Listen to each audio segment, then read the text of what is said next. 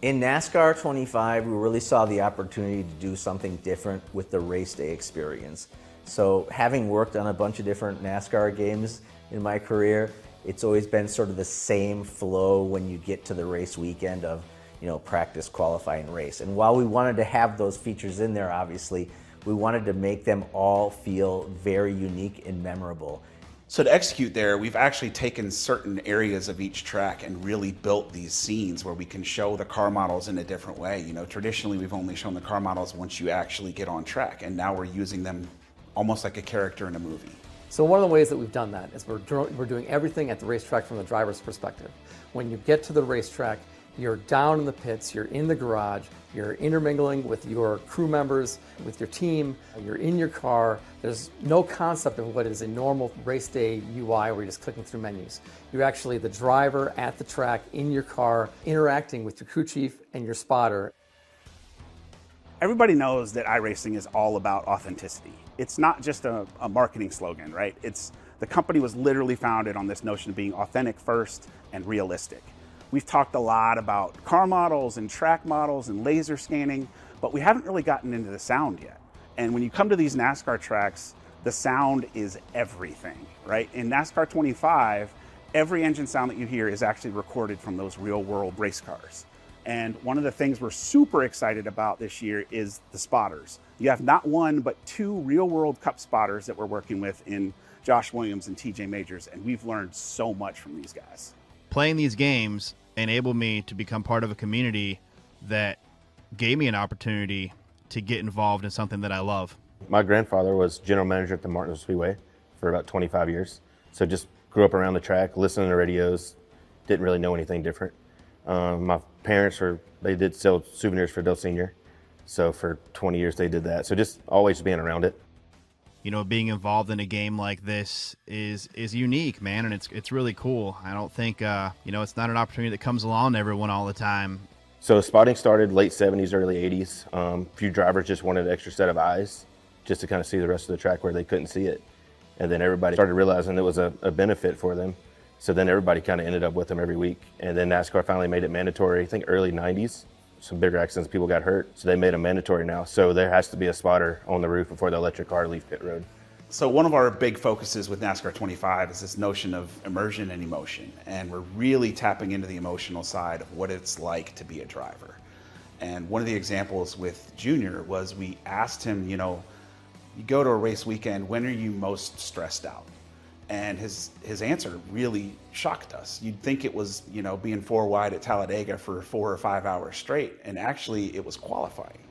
And he said, when I'm the most stressed out, I'm actually sitting on pit road. I'm about to go out. I hear that car go by before me. Official waves me on and I know it's my turn. He's like, I got this taped up car. I'm ready to send it down into turn one and just see what happens. And not only that, but I'm the only car on the track, and I've got the entire industry watching me. And it was really that sort of light bulb from a design perspective that was like, oh, we need to put a lot more emotion into not just the racing, but all of these other stages that the drivers go through on a race weekend. One of the good challenges, I think, for us trying to build this product is the sensory overload and putting you in the moment, like right before you get into the car, feeling like, the spectacle of the Daytona 500, the pre-race, all the build-up, bringing all of that in and trying to build the anxiety and build the nerves up in the user so that they realize how critical a moment is and they feel that pressure and anxiety to perform and succeed. And that's a fun challenge, but one I think we're up to the task. Visit NASCAR25.com for more information on the game, and make sure you follow us on social media at NASCAR25Game.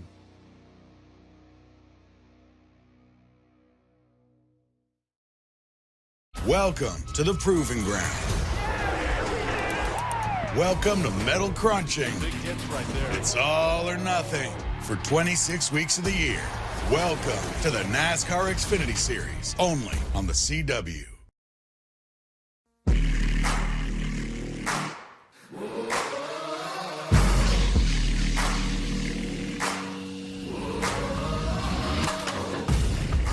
Tonight on Countdown to Green, we look back at all the action from the streets of Chicago.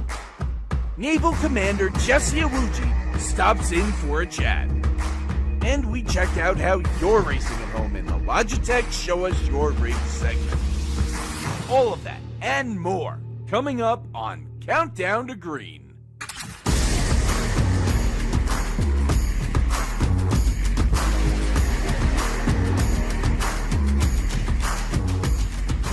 Hello and welcome to the eNASCAR Coca-Cola iRacing series. This is Countdown to Green, and we are getting ready for Indianapolis. I'm your host, Camille Salzar. How to join me is Alan Cavana, and also joining us today is Joshua Lee. Welcome to the show, Joshua. Excited to be here. I've been cooped up in the production trailer for the majority of the rounds this year, so I'm glad to finally be out behind the microphone and talking with you guys at a crucial part of the season. There is not a lot of time left before the playoffs, and the sirens are going to start going off for some of the drivers not locked in.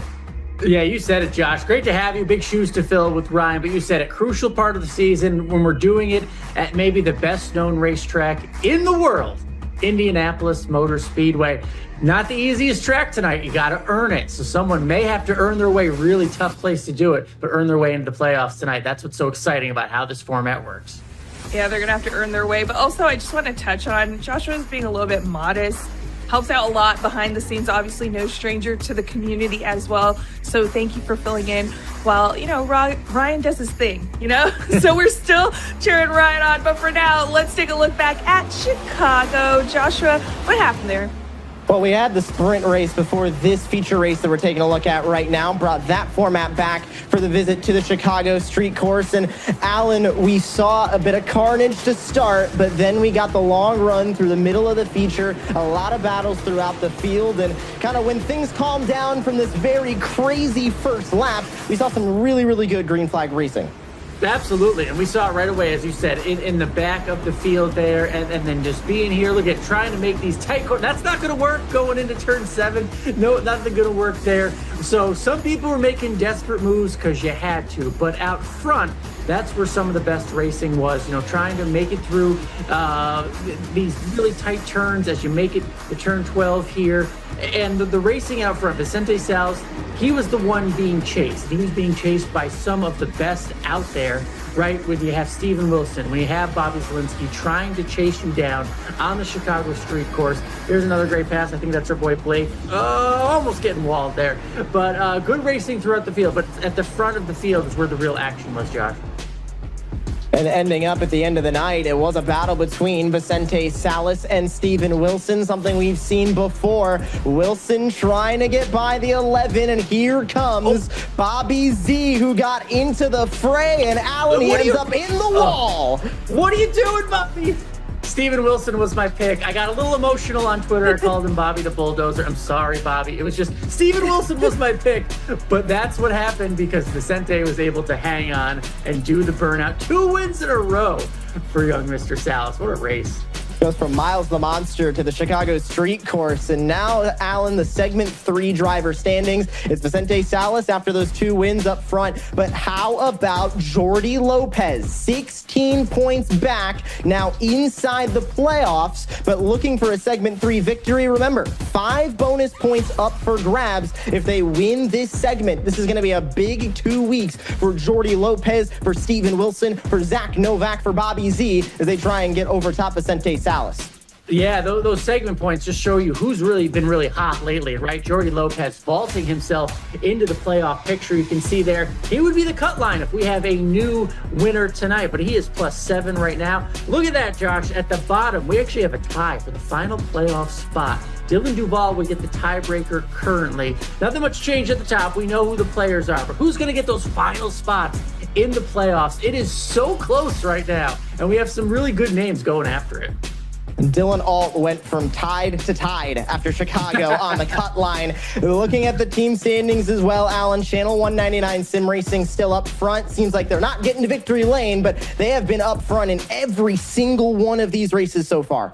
Absolutely. And Steven Wilson carrying the banner for Spire. They're now in second once again, but ERA Sports, we'll talk a lot about them tonight. But Bobby Z turning it on lately, really helping that team climb. And remember, one race gets you could have about a 70-point swing in one race. Those top 5 only separated by 90 points, so that's really good. And what's also most important is where we are in the schedule. You can see there, segment 3, Indianapolis, 2 more races to go in this segment. And the fact that we go from Indy and now the final race of the segment of the regular season, Josh, will be at Pocono, a tricky track. We talked about how difficult tonight might be. Pocono has its own details and its own mountains you got to climb, if you will, out in the Pocono Mountains. So 2 real big tracks coming up to end this regular season. Not only the end of the regular season, the end of segment 3 at a track that has put on some great shows in the eNASCAR Coca-Cola iRacing series before, much like Indianapolis, where we are tonight, to somewhat similar tracks to round out segment 3 off the heels of the most unique track in the NASCAR Cup Series, the Chicago Street Course. I feel like segment 3 has just been pure excitement. You do not know what's happening in segment 3. So Pocono is going to get interesting, but obviously first we got to get to the race tonight. What we like to do here on Countdown to Green as well is check in with some of these drivers that are putting their heart and soul on the track, and tonight's no different. We're going to check in with Era Esports' Michael Cozy Jr. and about why he's looking forward to Indianapolis.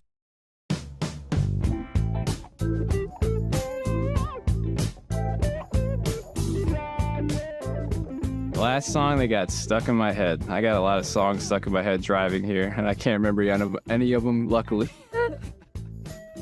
Michael Cozy Jr., Hagerstown, Maryland. This is my 3rd season in the eNASCAR Coca-Cola iRacing series. The series compares pretty close, still driving the same cars, new team, but new organization of tracks, but pretty similar. Favorite track. I mean, they're all so good. I have to pick Indianapolis as I go there all the time. That place is magical for sure. It's tough, but I think I can improve really just by going out there and taking what I've learned in the first 2 seasons and applying it in my 3rd season. It was, so close on many occasions, and it's just so difficult to put it all together, but one of these seasons we're going to do it. I aspire to achieve as many race wins and to be championship caliber driver. And wherever that takes me, it's wherever it takes me. Biggest accomplishment is 2021 Firecracker 400 champion. Well, they gave us a 200-lap race at Rockingham, so thank you very much. We've been looking forward to that for a long time, and it's at the Rock of all tracks. Awesome track. Brazil is insane too. Interlagos, just incredibly fun. Undulations, left, right, flowing track. 2 really exciting tracks for the NASCAR calendar. I mean, you can give as many tips as you want. There's some things you just got to go out there and learn for yourself, and that's been a lot of my experience. One of these days, we got to put on the big boy balls and put Martinsville on the schedule. They can remember me however they like, but I'd like to think they would remember me for being pretty clean, pretty fast, and pretty okay.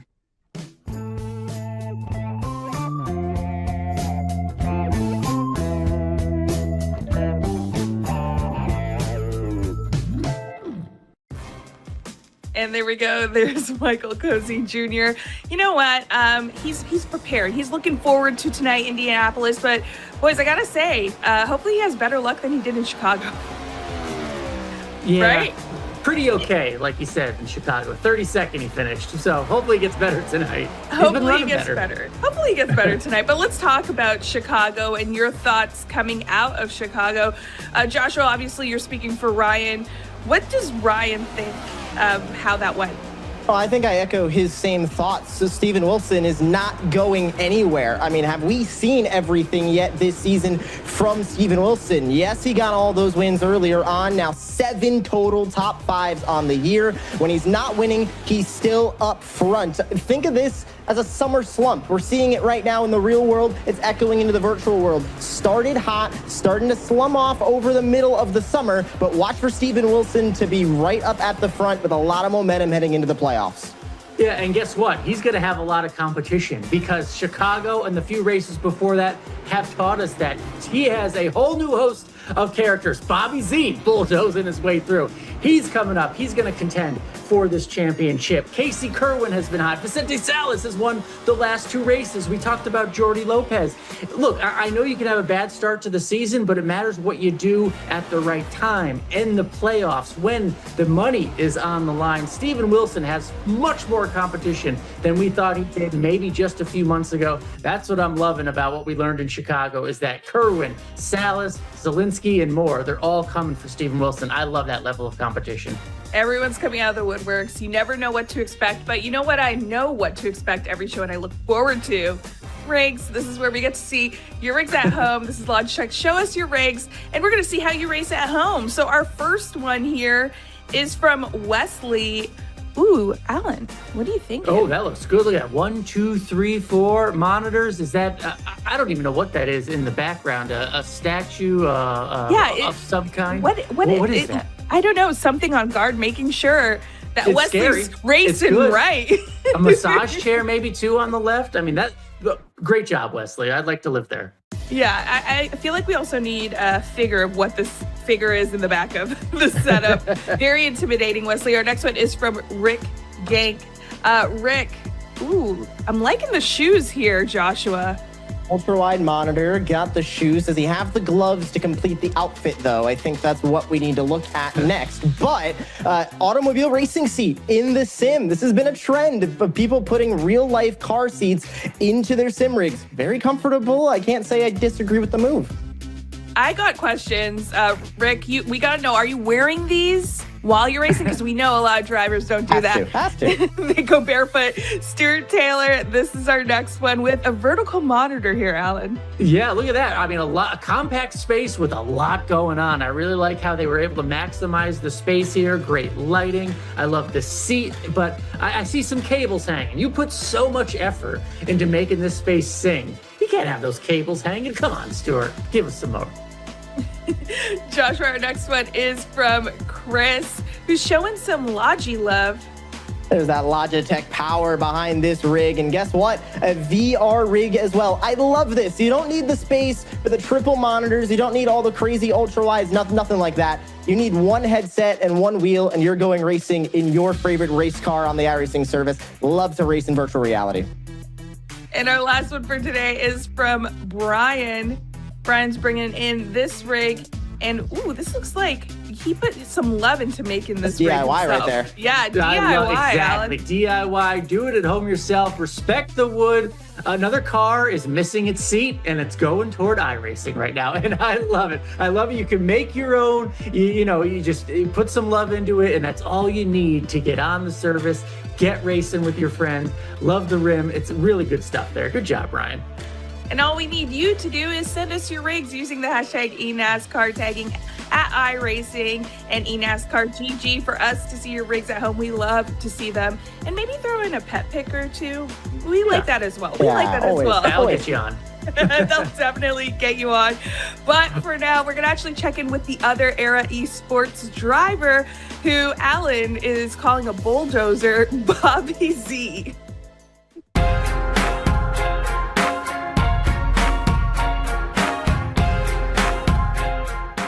Michael Cozy Jr. has unlimited Riz. Bobby Zalinski, Fresno, California. Slater Elementary. This is my 9th season in the NASCAR Coca-Cola iRacing series. Back when I started, we didn't have all these official teams, these big names. The series has grown so much since 2017 when I started. And just doing all this new stuff, media days, championship events, it's honestly just a lot of fun. It's really cool to see. I've never been protested on iRacing in official capacity, but plenty of times when I've run into people in eNASCAR series. So confident as ever I can come back and race for a championship. It's my standard, and I have no doubts I can do it yet again. Favorite comfort food is jambalaya. I want to see Sonoma back. Well, what are we doing? We got to go back to Sonoma. Beautiful racing facility. The best, some may say.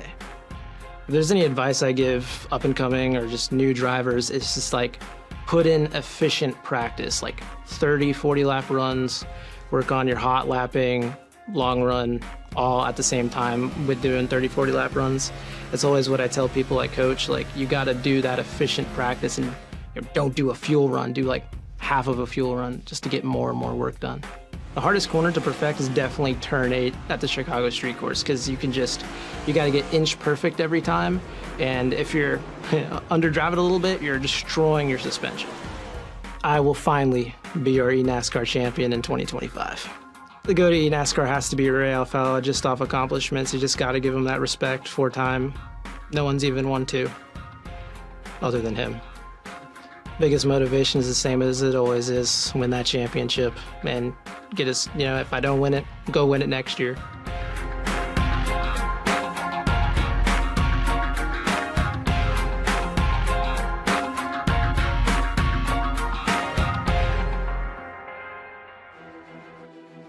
And just getting a look at Bobby right now, getting ready to qualify for Indianapolis, making some last-minute setup changes. Again, I know I gave him some crap for being the bulldozer last time, but that's what you got to do. Bobby Z has been to the championship for a reason, because he can be aggressive when he has to be. Maybe some others don't like it, but that's what you got to do to win a championship. Can this finally be the year? That's what we have to see, guys. I'm hoping. He's very, very focused, and he had all the excitement looking for that win this time and that championship win. So we're going to see if it happens, the 9-season vet.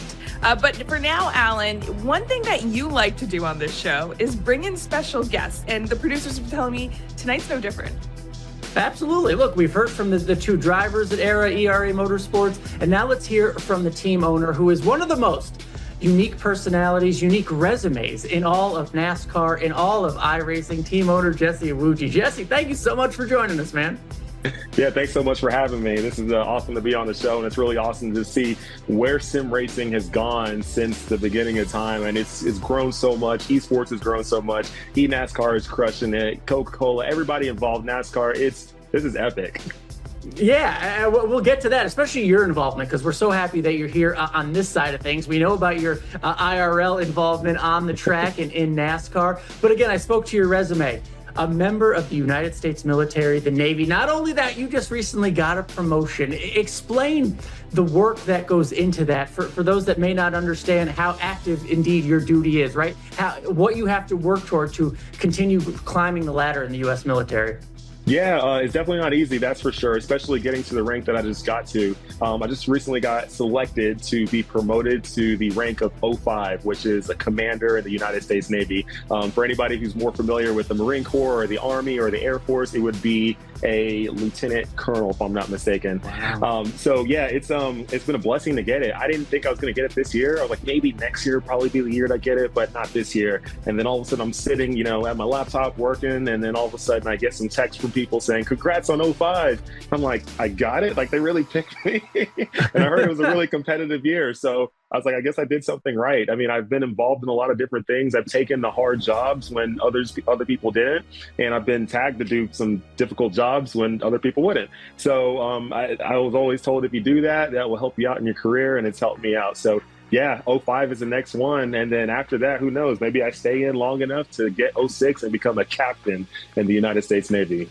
Wow, it's been so fun to watch that journey, only because we know what you're also trying to balance everything with, pursuing a racing career. And on top of all that, you decide to get involved with us here in eNASCAR, in iRacing, start a team. How did that come to be? Why did you want to be involved in this side of things on the sim world?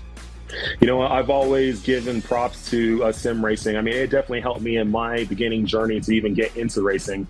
I had come off of my second deployment. I was on a warship for about 5 months on my second deployment, and I came back to U.S. and I was like, I really want to get into racing, because I was transitioning from sea duty to shore duty, where I was going to have a lot more free time. And I was like, I want to get into racing, but how am I going to do it if I don't have enough money to, go test all the time and do that? And sim racing was it. So that really kind of got me involved in the sim racing world. From there, in 2020, when the pandemic hit and we didn't have real racing for a while, I tried to figure out, okay, what ways can I really dive in more heavy into the sim racing world? And that's when we created ERA, which is the E-Racing Association, a league that gives people the opportunities to go compete for big cash prizes. We do these big events every quarter, because I know that everybody is not capable of qualifying into an eNASCAR event, right? Not everybody's going to make the roster to be one of those, 40 drivers or whatever who compete in this league. But, if we can put this similar type of league on ourselves where, hey, if you're the fastest on that day to qualify in, you make it into the main event, you get the chance to win $4,000, which is part of the $5,000 prize pool.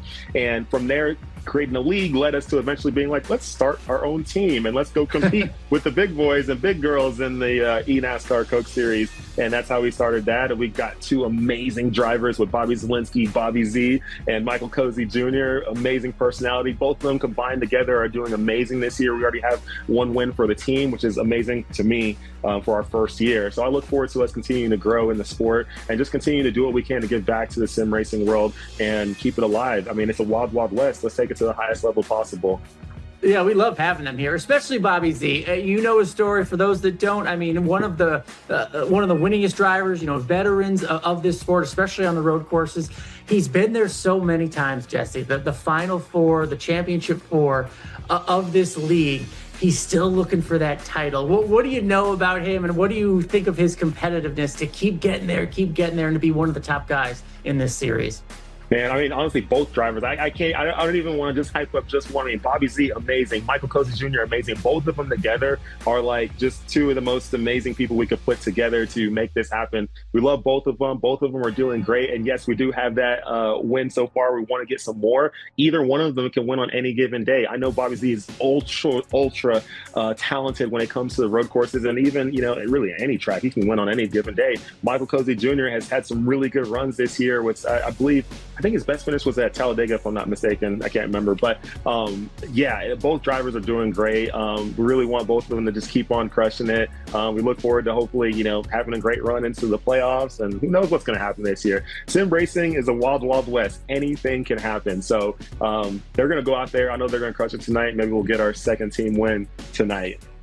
Yeah, two chances to really lock in for the playoffs before they start. I met you at the track in real life, IRL. That's where I first we first met each other. What's up with your racing career on that side of things? Are you still pursuing it? Where can we maybe see you again on the racetrack behind the wheel yourself? Yeah, always pursuing it. I don't think the racer ever dies in anybody. I was fortunate enough to be able to go run Talladega Super Speedway earlier this year in the NASCAR Xfinity Series. We had a great run, clean car at the end of the race, which not everybody can say they had. Had a finished 20th, so had our top 20 finish. Wow. Wish I could have finished a little bit better, but at the very end, I literally was like, we're setting it, let's just go. And it was like gridlock. We had like 3 wide, like I don't know how many rows deep, and like no one was moving. No lines were moving. It was just all there. And I was like, something has to go, but it never did. And then unfortunately there was a wreck right at the end, and then they threw the caution. But hopefully I can get into some more races towards the end of the year. If not, then definitely some in 2026 and so on. So for me, I've basically run part-time in NASCAR for the last few years, and I just look forward to just jumping into whatever races I can, into the biggest races that I can, and just having as much fun. Because at the end of the day, I jumped into racing very late in life. I was 27 years old when I did my first wheel-to-wheel race ever. So for me, it's just a blessing to even have the opportunity to even step foot on a track, whether I finish first or finish dead last. It's just amazing to be on track. So for me, I'm gonna keep pushing for the dream, and hopefully it continues to inspire others to get to their goals and dreams in life. Well, awesome to hear. Congratulations on your promotion. Thank you for your service, and really just how you managed to balance it all. It's really cool to see. We love the story. Thank you so much, Jesse. Thank you. It's amazing. Keep on crushing it. Y'all are amazing. Like, I love seeing these broadcasts. Everything you all are doing are great. And I know it means a lot to the sim racing community. So thank you and everybody involved with iRacing, NASCAR, Coca-Cola, everyone involved, even our sponsors too, with our team, with Core Power, everybody. Thank you so much for what you do. This is amazing. Let's keep it going. Let's take it to the highest level possible. Great stuff. Jesse Iwuji, the team owner for ERA Motorsports here in eNASCAR. Guys, great story, great backstory, really good stuff. And he's not done yet. He'll be back with Evan as well. My thing is like always seeing the different paths into sim racing. Started the league, then decided to become an owner. It's really cool to see. Joshua, all right. Now we have to get down to business because we are getting into Indianapolis. What can drivers expect from this track? Well, what can we expect as commentators, as fans? This is the most legendary racetrack in automobile racing in the United States. There is none that is more prestigious than Indianapolis Motor Speedway. 4 unique corners, the 2 unique short chutes, long straightaways make up a 2.5-mile oval in the middle of Speedway, Indiana, where a little event called the Indianapolis 500 happens every May. I don't know if you guys have heard of it, but the Brickyard 400 now back in the real world and here in the eNASCAR Coca-Cola iRacing Series every July. Daniel Folkingham, a surprise winner here last year, Alan, and you've got more on surprise winners in our trends. Yeah, we've been here a lot in this eNASCAR world, but only one race winner has started from outside the top 16. So qualifying really matters. The average starting position of the race winner, 7.5. So you really want to be up there. We'll look into qualifying here in a second. 3 drivers have earned their first win at Indianapolis. 2016, Dylan Duval. Zach Novak did it in 17, and we just mentioned last year's winner, Daniel Folkingham, able to get it done last year. And just about every season we've had a first-time winner. We haven't had one yet. Can it happen tonight? That's going to be really tough. For 6 of the last 9 winners, Indianapolis was the only win of the season. Look, if there's one place to win, it's the Brickyard. Kiss those e-bricks, baby. But it hasn't really translated to many other wins throughout the rest of the season. But we'll see what someone can do tonight. 3 of the 5 race winners went on to make the playoffs in this era. None continued on, though, to the championship 4. Again, in the real world, the best of the best win. Indianapolis go on to bigger and better things. But here in eNASCAR, not so much yet. No one's really continued on to the championship 4. But again, a win is still a big deal, especially at the Brickyard. Only one race winner went on to win the championship, the GOAT himself, way back in 2012, the man, Ray Alfalla. That day, he led 79 of the 80 laps. If you don't know much about it, why they call him the GOAT, it's stats like that. Because he led nearly every lap and went on to win the championship that year. So one of the biggest races of the year, best tracks in the world. We'll see what it means tonight for some of these drivers. And we'll see what it means for us because it's time for our driver's picks. How we do this is based on how the driver places. That's the points that we gain. So let's remind everyone where we are right now. I'll give Alan a moment to gloat. Ooh. Well, I mean, look, wow, that's good. I gained a lot of points. I gained more points than anybody. Substantial playoff implications, Alan. That's well, the good thing is with, Josh, you're here in replacement for Ryan. I don't have to hear Ryan gloating because I'm trailing behind. But what I do want to hear from you is Ryan's pick for tonight's race. Yeah, I have no skin in the game on this one, so do not blame the messenger. But Ryan Vargas is going to go with Garrett Lowe, the Euro NASCAR driver right now. He's had some good finishes this year, needs a win to get into the playoffs. I'm not going to fully disagree with Ryan, but I've got no points on the line. I'm going to go with the favorite. I'm going Steven Wilson. I mean, that is the pick for me. No points on the line. You guys can pick for points, use your strategy. I'm going Steven Wilson. Yeah, Josh, I knew I liked it. It's not a cop-out. It's not a cop-out. I do like Josh. Go for the favorite. I, too, am picking Steven Wilson. You can see how successful my picks are. Look, big-time winners win at Indianapolis. It's tough to pass. It goes towards speed. Qualifying will matter a lot, so I'm just going with the best of the best. That's Steven Wilson right now, Camille. Yeah, I'm also going with Steven Wilson. Wow. So Ryan's going to be the odd man out here with our picks tonight. But yeah, we're going to have to see how it goes because Alan's trends were not trending for Steven Wilson, so I'm kind of worried here. But what we do have is our pole sitter from our producers, who is... Ooh, Vicente Salas is our pole sitter. Three-peat? Wow, what a run he's had. Yeah, 2. Are any of us scared?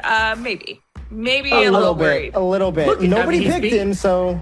Vicente has beat everybody to two races in a row. So yeah, I'm a little scared, but no one else picked him. So I think I still got the best one. Well, if you got the best one, I must have the best one too because we picked the same person. And we're going to have to see how it goes. But for all of you at home, be sure to stay tuned right after this break as we head into the race from here at Countdown to Green. Thank you so much for watching. Joshua, thank you so much for joining us. And we'll see you on the other side.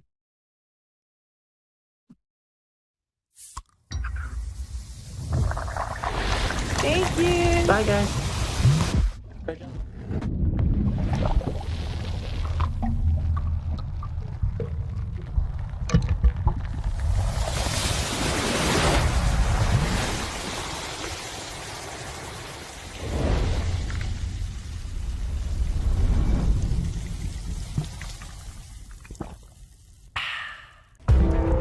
Every time you sit behind the wheel, you buckle up for the unexpected.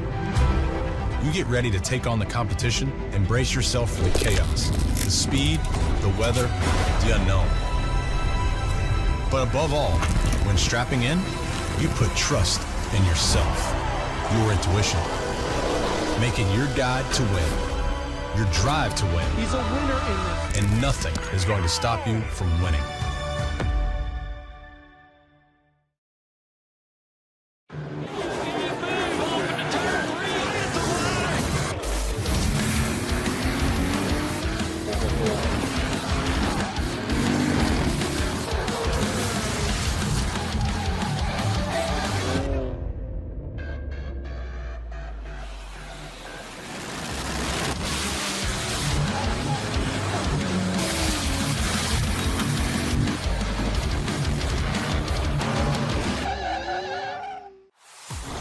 Welcome to Truck Country, where sweat becomes fuel,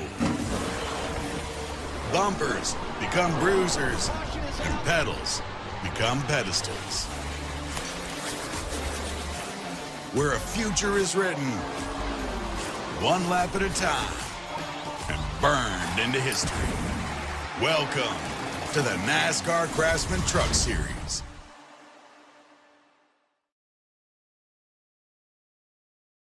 Power move in turn 4. Zalinski's there and he's in the wall. Vicente Salas, second victory of 2025. Every single moment, caught up in the motion. Got no use for caution. Hope you're ready for a fight. I believe it, I can see it. If it's in my sights, I achieve it. Ain't no leaving, no repeating. Show up, complete and repeat it. I believe it, I can see it. If it's in my sights, I achieve it. Ain't no leaving, no repeating. Show up, complete and repeat it. Every day, prove that game. I always go 100%. Don't you let every day, prove that game. I always go 100%. Don't you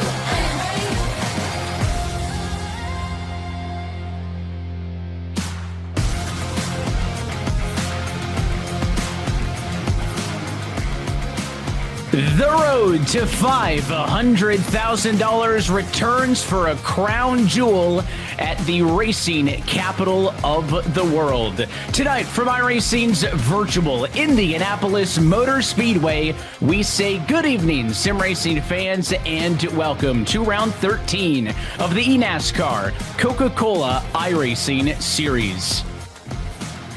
There are only 2 races left to go until we know the field of competitors who will fight for the championship here in 2025. It is a big Tuesday night, and as always, happy that you're spending your time with us. Alongside Kenneth Bueno, my name is Evan Pizzoco. KB, you are on the call for a thrilling result in Chicago, which did not change the championship picture. Vicente Salas picked up his second win of the year, meaning that there are still a tantalizingly large number of spots available to maybe first-time winners still, maybe drivers in on points. These next 2 weeks going to be huge.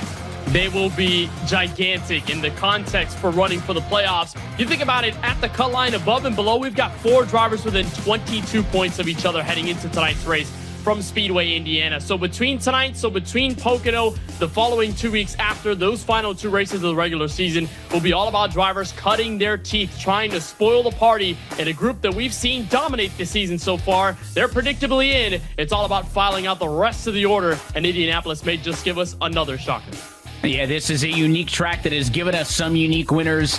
Let's look where we stand, though. A couple of things to note. Of course, tonight at Indianapolis, and then in a couple of weeks' time at Pocono, 2 races to go to set the playoff grid. You can win one of these next 2 races if you're high enough in points. That gets you into the postseason. Or you perform well enough on points to lock yourselves in, Kenneth. Even though, if you're a Steven Wilson, a Tucker Minter, a Vicente Salas are multi-time winners this year, even though you know you're already in, there is still stuff to fight for, though. That segment 3 championship, another twist to this, which will offer playoff points and cash incentives as well.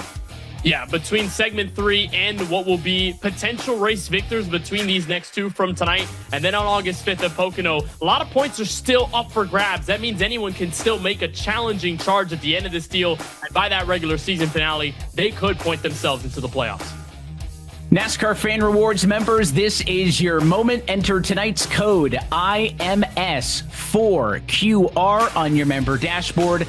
Earn your 50 points for joining us here tonight. And we're getting down to the end of the year, but it's never too late to sign up. Scan the QR code on screen or go to NASCAR.com/fan rewards to get started today. Again, that's IMS4QR. Well, let's go trackside and take a look at tonight's Coca-Cola starting grid. And for the 4th time this season, the Canon Esports number 11, Vicente Salas, is best of them all. He is bringing us to the green flag tonight next to the Channel 199 Sim Racing number 2 of Zach Novak. Then it's Austin Dillon's entry, the Team Dillon Esports 33 of Taylor Hurst inside of row 2. It is the Travis Pastrana co-owned 199 for Channel 199. His teammates in front of him, Duval's to the outside of row 2 in P4. Then Casey Kerwin, the Kansas City Pioneers 24, starts inside of row 3 next to the FGRXL eRacing 12 of Ryan Luza. Back in row number 4 is where you'll find a great qualifying effort for the Apex Racing 98 of Cody Bias. He'll be on the inside of the Spire Motorsports number 77, the man who's dominated this season so far in Steven Wilson. Vegas Inferno has Malik Ray behind the wheel of the number 1 tonight from the inside of row 5, and the other FGRXL e-racing car, the number 14, Seth the Merchant, will be on the outside to close off the top 10. And then back in row number 6, pair of drivers with very interesting fates here. Jordi Lopez so far in the playoffs right now. He's had a top 10 in all 3 of the segment 3 races this season for BS Plus competition. And the RFK Racing number 17, Timmy Holmes, will round out the top 12. And talk about pairs, how about a set of rookies on row number 7. The Hayek Motorsports number 50 of Quinton Warman's going to be alongside the Jim Beaver Esports number 5 of Nate Stewart. Behind them, the Williams Atlassian Sim Racing machine. That's the 4 of Donovan Strauss. He's next to Steve Latart's number 40 of Connor Urashak. And then behind them, it is the ERA Esports team 34 of Michael Cozy Jr. next to the William Byron Esports 97 of Tucker Minter, who is in search of 4 race wins. And a lot of big names in this group of 6, starting with Latart Esports' Kwame Scott inside row 10. The other RFK Racing Ford Mustang, it's Colin Bowden in the 6 machine for the outside in P20. Nick Oninger for the William Byron Esports camp rolls off inside row number 11 with Dylan all for the Hayek Motorsports group. He's had a stellar season so far, going to try and continue that upwards momentum from 22nd. And then Apex Racing's number 96, that's Christopher Hill, the rookie driver on the inside of row 12. And Bobby Zalinski for the ERA Esports team, so close to the victory just a couple of weeks ago at Chicago Street Course. He'll be on the outside in that position. Everyone's been saying qualifying's big tonight. How will these drivers in the back half of the grid fare? Row 13 will see the BS Competition 99 of Garrett Lowe and Graham Bolin in the Pioneers 48 machine. They'll make up through P26. Back on row number 14, it is the Vegas Inferno 21 of Michael Guest next to the Spire Motorsports number 7 of Femi Olatunbosin. And on row 15 and through your top 30, the Atlassian Williams Sim Racing 95 of Parker White is next to the Kevin Harvick Incorporated 62. That is Matt Busa. And then inside row 16, the 6 Karma number 39, Daniel Falkingham, defending race winner here from Indy, trying to go 2 for 2 and become the 3rd all-time driver to have more than 1 win at this track. Jimmy Mullis for the Kevin Harvick Incorporated group on the outside in 32nd. The other teammate of Daniel Falkingham for 6 Karma, Eddie Kerner, will roll off inside row 17. And E-Racers Tyler Gary going to roll off 34th, with Team Dillon Esports' Blaze Crawford inside row 18, and Junior Motorsports' Blake McCandless outside in 36th place. He was the last car to take a time at qualifying, so provisional starts will go to the Jim Beaver Esports 15 of Colin Keister and the Junior Motorsports 88 of Briar LaPrade. They make up row number 19. And then it is the Canon Esports 66 of Alexander Russell next to Ryan Doucette, filling in for Logan Clampett tonight. He's the 6th different substitute driver to make a start this season. He makes his first start of 25 back in the number 40 position. It's a look top to bottom at your Coca-Cola starting grid. Let's jump back up to the top of that leaderboard because Vicente Salas has been really good over the course of the last few weeks in search of a 3rd straight trip to victory lane. Coming off of back-to-back poles, Kenneth, all things are coming up for the 11 right now. He's got the hot hand. We're joined by Vicente Salas now. And Vicente, you've got the past 2 victories in a row, one on an oval, one on a road course. You've joined Indy tonight from the pole. And actually, we're going to join with James Pike, who'll talk to the pole sitter.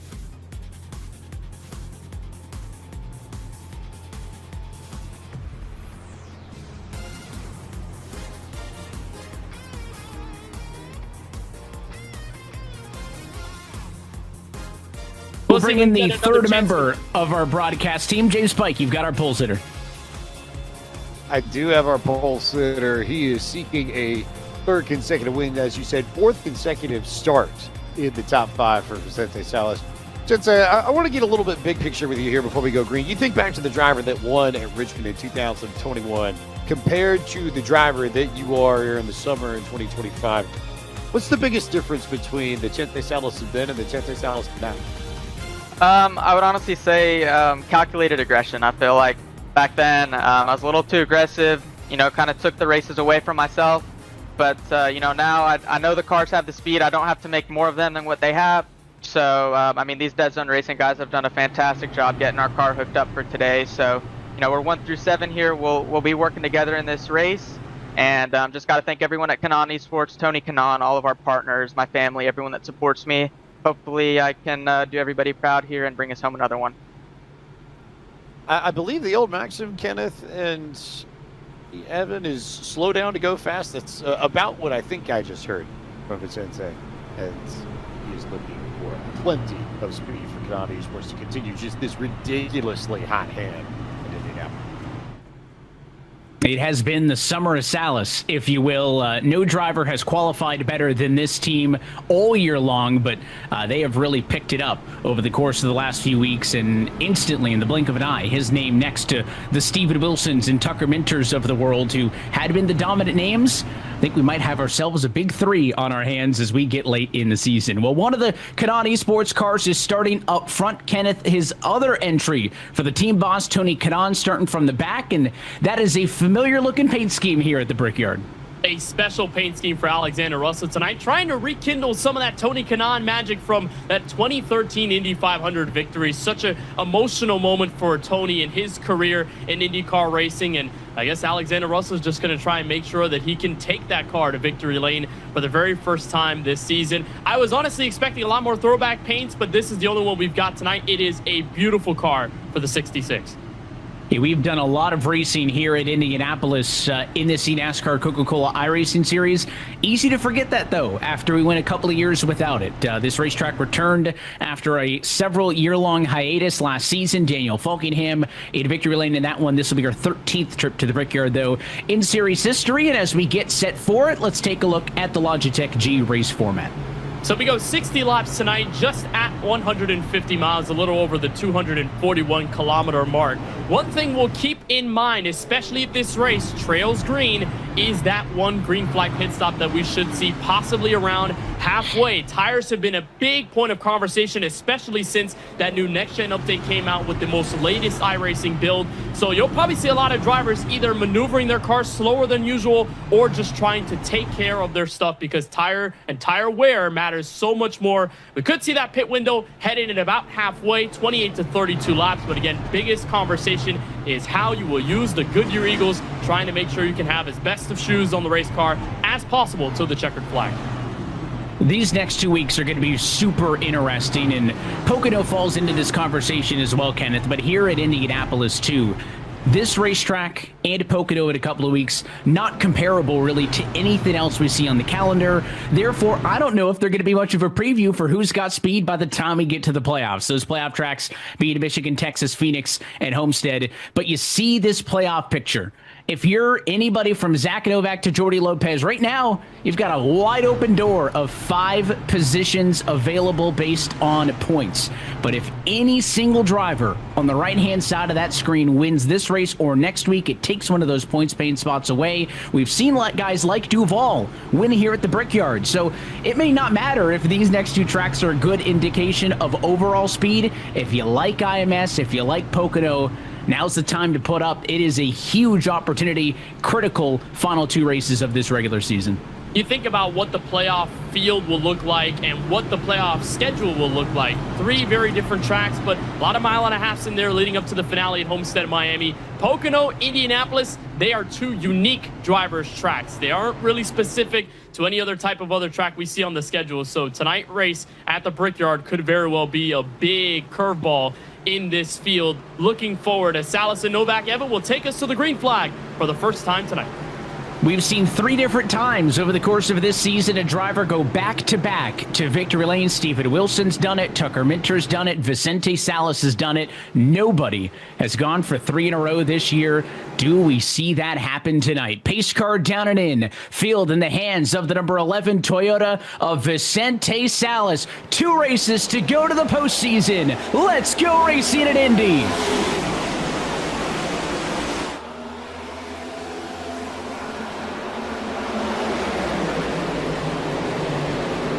Oh, trouble from the 4th row. Spinner in turn number 1. 4 cars around. It's the 34 of Cozy who will slide to a stop. It is early calamity here in Indianapolis. Caution flag number 1 comes before they all got to the backstretch.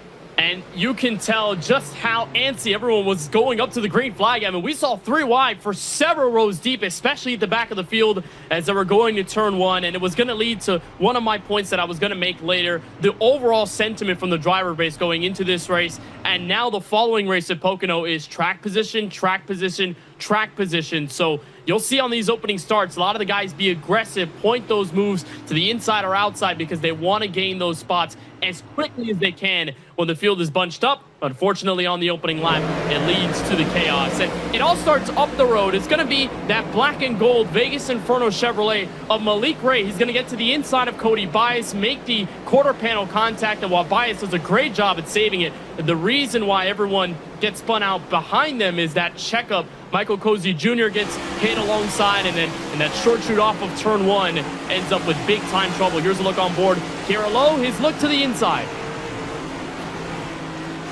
He was very fortunate to not get a piece of that one. You see the 97 of Tucker Minter also spinning up a lane. He got turned by the 6 car. That could have been a huge pileup, the way there were cars sideways in front of the field, but 3 and in some cases 4 wide. Another driver was into the back on the outside wall early on.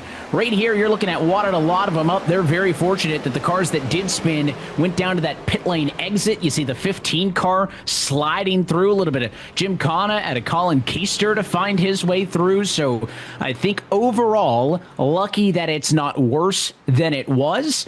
But that does take a couple of drivers out of some top running positions and drop them back. Both Cozy and Minter started top 20. They're instantly going to go to the rear of the field. And maybe this race more than any other races this year, Kenneth, on social media, drivers were hounding how critical track position is going to be in this race, needing to start up front. Now, if we have a race with cautions and we have a race that's broken up with a little bit of varying strategy, I do think it does open the door for some drivers from the rear to try something different. Or if you started up front and just drop back, get back in the conversation. But overall, drivers feel like track position may be more important here at IMS than anywhere else this year. Evan, that's what we saw last year, right? That restart inside 5 laps to go helped Daniel Falkingham move up front throughout the late chaos and just stepped up when it mattered most, even from that pressure behind from Steven Wilson in those final laps. So it could very well take a lot of the chaos to bunch up the field, but you were right about qualifying. A lot of the drivers said wherever they were going to qualify, more often than not, was where they were going to finish. Given how tough it is to pass at Indianapolis, this track is not widely known for having several grooves of racing to fine grip. It's always usually that bottom near the inside white line, and a bit of that curbing is where you're going to be the fastest. So that's what we're going to see once we step into green flag strategy. And with Evan, from what we've seen with the early chaos, maybe some fresh tire calls in the back, maybe that could change things a bit. Yeah, we have a handful of drivers down to the pit lane. All the drivers who came in for service going to be starting about 30th position on back. So no major takers up front, but a handful of cars down pit road, certainly more than those that were involved in the incident. Well, we are into the second round of the William Byron Esports Bracket Challenge presented by Logitech G. First, wanted to thank all of those at home who participated and entered. Fans filled out their bracket with a chance to win $5,000 in prizes, including Logitech G Iwuji equipment, iRacing credits, William Byron Esports prize packs, and 2 garage and pit passes to an upcoming NASCAR Cup race. We're going to be following this bracket all the way down to the final race, which will happen in our playoff race at Texas. So we're a couple weeks behind the NASCAR in-season challenge, but I think everybody familiar now, Kenneth, with how these work. A couple of surprises there in our round number 1, and we'll be trying to monitor some of those storylines. I think once we get to the final 8, final 4, it'll come into focus, but that's another exciting subplot to all of this, is not only are there big stakes for the drivers on tracks, but some fans tuning in at home have chances to win some prizes based on how their brackets shake out. You know, Evan, I don't know if we can have our own bets on that, just kind of see which driver will move forward. But I guess that's part of having the job, right? As a commentator, can't really put that bias in there and kind of predict which drivers. That's for the Countdown to Green crew. That's what they've been doing all season long. But yeah, that Logitech G bracket challenge is going to be fun to watch. Many surprises. Could we see some things shake up like with the in-season tournament and the real-life NASCAR Cup Series side? I mean, Ty Dillon is going to be running for the in-season title in just a couple weeks, so that's going to be really cool. But with everything going down early on, it's Evan, with these jitters, with these anticipations for getting the track position early, this yellow may have a chance to reset the mentality for the field. Now that they've kind of got that first green flag under the way, they can separate a little more come this next green flag restart, which we should see single file action coming off of turn 4 led by Salas. Yeah, see the lights out on top of the pace cars. So per usual, if we get a caution flag within 1 lap of a restart or start of a race control will single file out the field. So that's exactly what you're seeing. I think that is by force going to have a bit of a chilling effect on how many people are trying to go 2, 3. I saw even 4 wide down into turn number 1 on that initial jump. But here at IMS, 2's pushing it. So the fact that there was that many cars trying to put it 2, 3, 4 wide was bold. I think that it is a long straightaway. You are going to get some of the draft, but with these cars not up to speed, I think this is going to help us get the field through the first couple of corners, and then we'll see if these drivers can lock in and get some momentum behind them. All 40 cars who started this race still on the track. No major damage from the opening incident. Everybody's still in a competitive state. So pace car going to dive off and away this time. Vicente Salas has the discretion to restart this race as he heads to the restart zone. You'll see those lines painted on the racetrack as he comes alongside the pit wall. Green flag is back in the air. 4 laps down. Lap number 5 underway. Was watching that green flag restart, Evan, and one thing I was just a bit worried about were any stack ups at the back. A lot of drivers in the mid portion of the field, they get a bit antsy. They try to get that edge on the other driver in front, but thankfully everyone stays green. First battle inside the top 15. I believe that's Steven Wilson there fending off Ryan Luza for P6, but like you said, Evan, the chilling effect, icing the kicker, if you will, here in these first several laps. Salas leads by a couple car lengths, and everyone just about running single file all the way back to what's going to be 31st, where we have our first battle for the position behind. Yet I think even the battle for 31st sizzled out before they got down to 3. These things are going to need to build up some speed, and then that draft is going to come into effect, and we'll see if these drivers are able to use the toe down these long IMS straightaways to make some moves. A couple of cars dart out of line. I think it was a bad exit up of 4 for the 199 of Duval. The 24 of Kerwin gets through. The 77 of Steven Wilson, next man up. That's about for 6th and 7th position. So one bad exit for the 199 car allowed Kerwin to get by pretty quickly, but Wilson did not complete the pass. The 77 has to stay in line, so Duval only loses 1 in the grand scheme of things. Pretty good bounce back. And the challenge that we'll see, Evan, over the course of this race is not only managing the tires over what could be a long green flag run, but it's going to be not messing up the exits of turn 2 and turn 4. We've seen drivers in this format, in open wheel format, any kind of format here in Indianapolis, those 2 corners so dangerous because you're carrying so much speed. More often than not, when you're going into either turns 2 or 3, or turns 4 rather, you're kind of just laying off the throttle for a split second and then getting back into the gas pedal. So it's a healthy balance for these guys to figure out about staying in the dirty air and making this car be able to rotate in the midst of the adversity, and then of course make sure that they don't pound the outside wall if their right front tire begins to squeal a little bit. And great battles inside the top 17. That was Colin Bowden making that move on the inside, potentially on Dylan Alday. Great Chevrolet for Hayek Motorsports. So far, they'll single file out. This is where everyone's going to be in the midst of mayhem, just like we saw several weeks ago at Chicago. The mid-pack brought us the most scintillating battles. We're seeing that right now with the likes of Colin Keister. Get a good onboard look heading into turn 3. A couple of drivers making moves behind him. You can see the bright blue Logitech G on the hood of Tucker Minter's machine. And then in front of the 15, just as much battling going on also. That's the 66 of Alexander Russell down to the inside of the 3 of Blaze Crawford. That battle right now side by side for what'll shake out to 28th and 29th amongst a couple of rookies. Keister goes to the outside, maybe a bit of contact that time. With Russell on the bottom, he will push the 3 car through. So that 3 stays in front. Do they go 3 wide? How about the outside line for Colin Keister up and in the light stuff?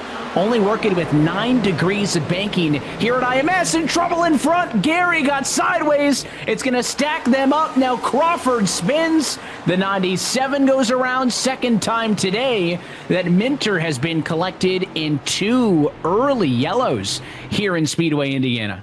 It has been a tough race for Minter. Now the biggest worry is if he has any tolling suspension damage that could take him out of the race. Minter has been in bad luck territory all night long. But what I mentioned there, turn 2, super dangerous part of the racetrack, but it wasn't the outside wall that got him, Evan. It was just the stack up in the middle of the group. And watching Colin Keister get around from the outside, that is what's going to make a big difference. The drivers that can handle well in that secondary lane and in clean air, they'll do very well, but trouble early on again.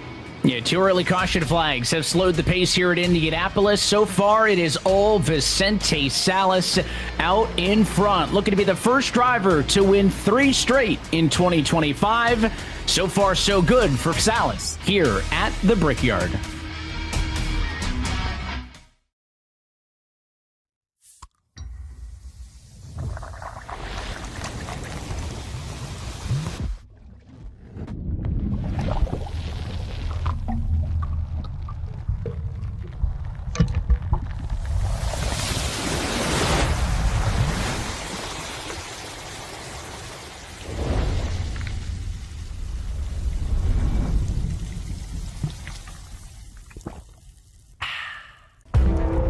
Every time you sit behind the wheel, you buckle up for the unexpected.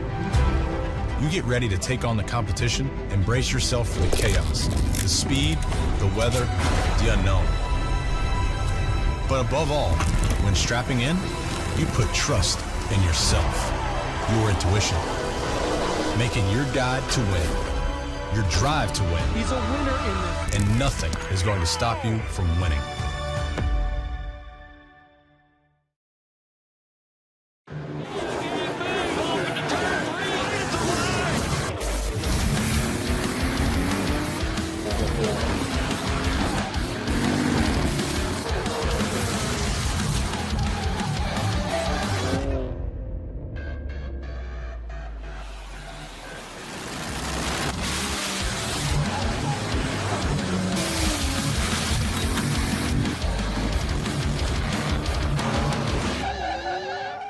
Welcome to a whole lot more on the line.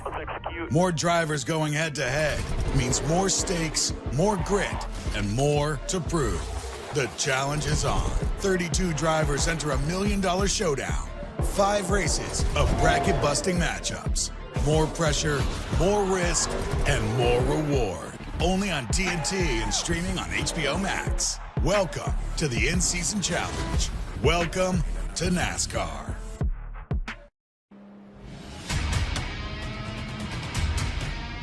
This portion of the broadcast is brought to you by Logan's Roadhouse. Shift into high gear at Logan's Roadhouse. Grab a limited edition Coca-Cola souvenir cup and you could score VIP access to the ultimate race day experience. Logitech G. Through design, engineering, and a love of driving games, Logitech G takes racing simulation to another level. Logitech G, the official wheel and pedals of the eNASCAR Coca-Cola iRacing series. Sunoco, from fueling your favorite NASCAR teams to filling up at the pump, Sunoco is trusted to help vehicles perform at their peak. Sunoco, performance is what we do.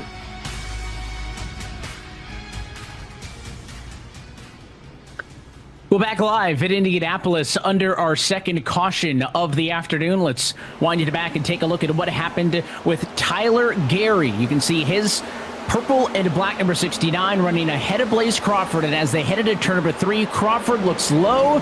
There's contact between the two of them, and it just stacks this whole line of cars up. Gary gets away, but it's Minter who gets hooked up there, cannot get off of the 3 car. They spin to the inside tire barrier. Second quick caution in this one. Worth noting quickly, Kenneth, there was some front end damage on Gary's car. I don't know if that did have an effect on maybe that car being a little bit slower on that part of the racetrack, but there was some damage on that car. Crawford tried to take advantage. It did not end well for either. Gary was also trying to do, Evan, that high arc line into turn 2, just trying to go up high, go way down low, and Crawford was just staying planted to the inside, so hence why the contact was made. What a reminder for NASCAR Fan Rewards members, tonight's exclusive member code is IMS4QR. That'll get you your 50 points on your member dashboard for joining us on today's broadcast. Again, NASCAR.com/fan rewards, or scan the QR code if you want to get started now. So not a long race on the mileage counter here at IMS, 60 laps total distance. But we are already a sixth of the way through this one, and it feels like maybe for some drivers it has hardly gotten off of the ground. We've seen some mixed pit strategy. We talked about on that very early caution, Kenneth, about 10 drivers came in. Most of them were drivers involved in the accident. There were more takers that last time. We had about 13 cars come down pit road. They're all going to be lining up from about 27th position on back. So I don't think it's an immediate storyline in terms of watch for them to kind of slice through the field, but depending on how we are looking when we get to the midway point, just keep that in mind, as there are some things a-brewing towards the rear. Well, those guys who pitted at the back, Evan, are going to hope that this green flag restart puts in a super long green flag run, because we mentioned that pit window goes to halfway. Those guys at the front, again, they haven't pitted, so they're on that typical strategy. Daniel Falkingham on back either took no tires and just fuel, or 2 tires on the racetrack. So potential strategy to overstay should we stay green. Couple of FGRXL iRacing teammates going to be lining up on row number 4 with Ryan Luza and Seth DeMerchant alongside one another. Seth is currently your highest running rookie in the field on row number 4. But for the first time since the initial start, we are side by side coming to the green flag as we are back underway. It's a great jump for the 11 car. Behind him, Taylor Hurst did not get going. It'll allow Novak to stay second. Kerwin on the outside. He'll slice down. He takes away P3. And several rows back in turn 1, Jordy Lopez trying to get to the inside, and they're crashing off of turn 1. Blake McCandless, Bobby Zalinski, Christopher Hill, and Tyler Gary among those stacked up on the bottom and top end of the short chute exiting turn 1. I almost was about to mention the possible 3 wide. Jordy Lopez took a peek to the inside, Evan, but at the back is where things really got squirrely, and ERA Esports has not caught a break tonight at Indianapolis, Evan. 2 incidents that those drivers have been involved in this time. It's Bobby Z at the back as they were going 3 wide ahead. And you mentioned on the initial start you were looking for a checkup, and I'll say that's kind of an element of this one. It was not just as simple as everybody checking up out of 4, but there was a kind of a slow lagging checkup on the inside line. You got 2 options. You can lift and cut everybody a break, or you can try to pounce. Well, that number 96 machine tried to pounce on the inside line. Christopher Hill went to the bottom. It forced McCandless 3 wide. That car got sideways. Tyler Gary gets a bit of it. Also, you saw Bobby Zalinski in the ERA team. That machine goes sideways also. I don't know if Bobby got any contact or if he just got sideways under braking, but then again, he did nose first into the outside wall, so there's going to be some damage on the ERA Esports team Chevrolet. 3 yellows in the opening 11 laps, and that should, by race control, put us back into a single file restart procedure as the field gets set to group back up. Again, these double file restarts give that opportunity for drivers to swing to the inside, and for Christopher Hill, that was that point, to put himself under Blake McCandless. He had much of a better run. There was a lot more distance between Graham Boland, Michael Guest, and a lot of the other drivers a couple rows up the road on that restart, so that maybe have played a factor. But again, these restarts, and because track position is so important, the drivers are seeing red from out their retinals. It is a very much ragey part of it to move forward, be very aggressive, and hence why, you know, here at Indianapolis, with not as wide of a surface where the racing is fast, at least in terms of grooves, it's not like a Kansas or a Charlotte or some of the other tracks we'll see later on in the playoffs. You can't really make multiple lines work as well as Indy as you can at other places. So It ends up with a bunch of race cars in a narrow playing field, and then all of a sudden, get more contact, and a lot more drivers end up suffering the brunt of it. And we talked too, right? How much is on the line? This is probably the unscientific method of it, but we went how many weeks where it was race after race, right? Week by week by week. We only had, I think, one off week over the course of 4 or 5 races.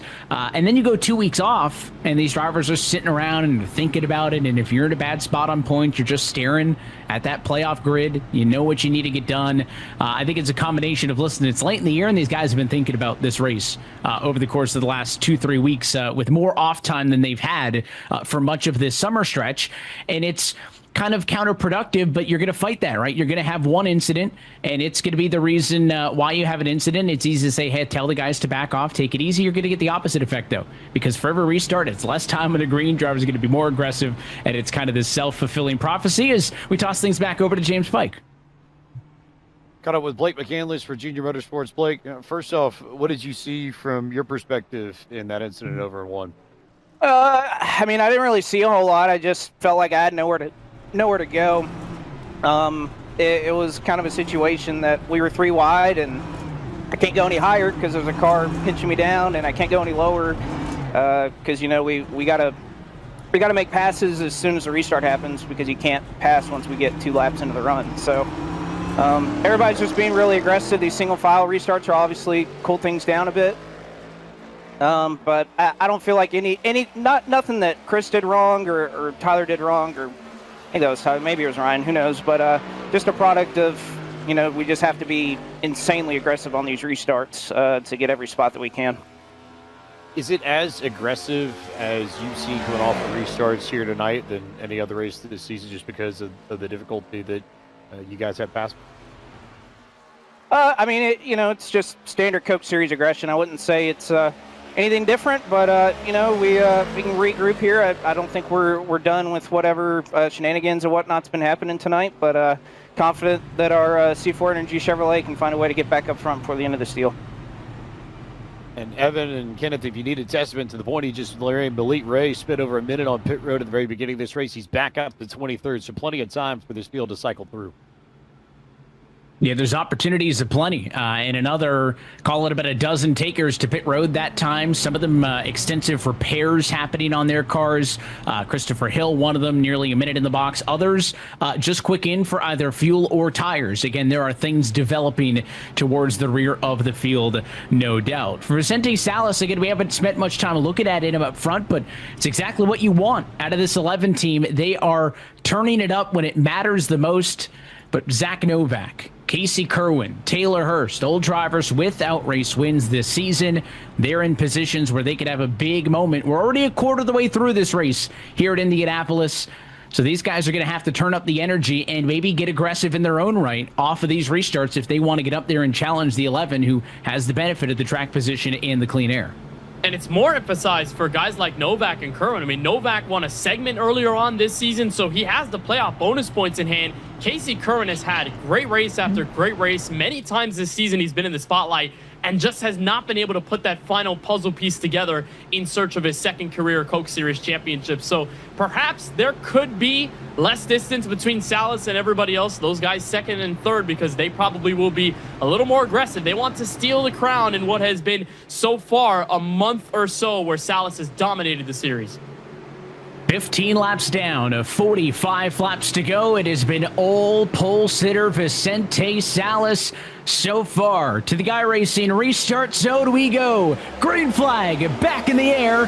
Good, healthy start amongst your top 10. Salas maintains the distance. Couple of cars looking to dive at a line. First battle's there in P5. It's the 77 of Wilson to the outside. Look at the power move by Wilson. Faked down low to make sure that Hurst was going to play it defensive in turn 1. And the 77 car biles through the outside. And here comes Taylor Hurst to the inside, trying to fight back. Almost contact between the two. Dylan Duvall's going to get there in the back. And it's a top 6 near breakaway back to turn 3. They're snake trailing. Yeah, serpentining down the back straight as they headed to turn number 3, topping out at 197 miles an hour that time. Still side by side through the corner. This time on the outside, it's Hurst dropping backwards there. So Dylan Duval makes the pass. It's 2 spots lost for Hurst off of the restart. So your top 3, Salas, Novak, and Kerwin, as we get things back up to speed. And the leaders try to find some separation. Nobody dives into one amongst your top 10. You know, preferably, Evan, you like to make the move on the inside. That's the fastest groove of the racetrack. But as this rubber kicks in, that line becomes much more slicker, and it becomes harder to make rotation happen with this next-gen car, depending on the setup and depending on the driving style. What we're going to see is the big difference in drivers that can make passes just on the bottom versus those like Wilson in that moment that can sling to the outside, get in that clean air, and start to work. If you can do that, that means you've got a very fast race car, one that can be on rails. Quentin Warman fell back, Ryan Luza went to the inside, and now here comes Jordi Lopez, Evan, a driver who is sneakily good in segment 3, second in the segment 3 point standings going into tonight's race, and he is the only driver, Evan, in segment 3 to have a top 10 run in all 3 of the races so far heading into Indianapolis. So the momentum is on Lopez's side. He'll sling to the inside of Quentin Warman, make that pass complete for P9. Yeah, it's going to be 2 spots lost for Warman. Luza got him earlier in the lap also. So 2 spots down as Lopez moves up to the number 9 spot, and you get a quick look in at our live playoff points as we run. No changes in terms of available spots on points because your current race leader already a race winner this season. So still 5 points in as things stand. Duval on the buffer, 10 points to the good, ahead of the 47 to Dylan Alt, who's having a good night, P15, but he needs to compete with Duval's night, who's having an even better night. Dylan's running inside of the top 5. I mentioned earlier, a previous Indianapolis winner. There's just something about the Brickyard that Dylan Duval enjoys, and he is putting it to good use so far here this afternoon. Again, most of the field, single file. You look every time we head to 1, every time we head to 3, who's got the run? Who's going to make a dive, inside or outside? Not a lot of banking to work with here at IMS, 9.2 degrees. They're not putting points of degrees when it's 25, 30 degrees of banking. That's how you know there's not a lot of lateral grip when they really want you to know, there's an extra 0.2 tenths of degrees of banking there. And drivers try to get close to that curbing on the inside of the racetrack without getting too close. You put the left side tires too low, could spell some trouble as we jump on board with the 24. It's Casey Kerwin.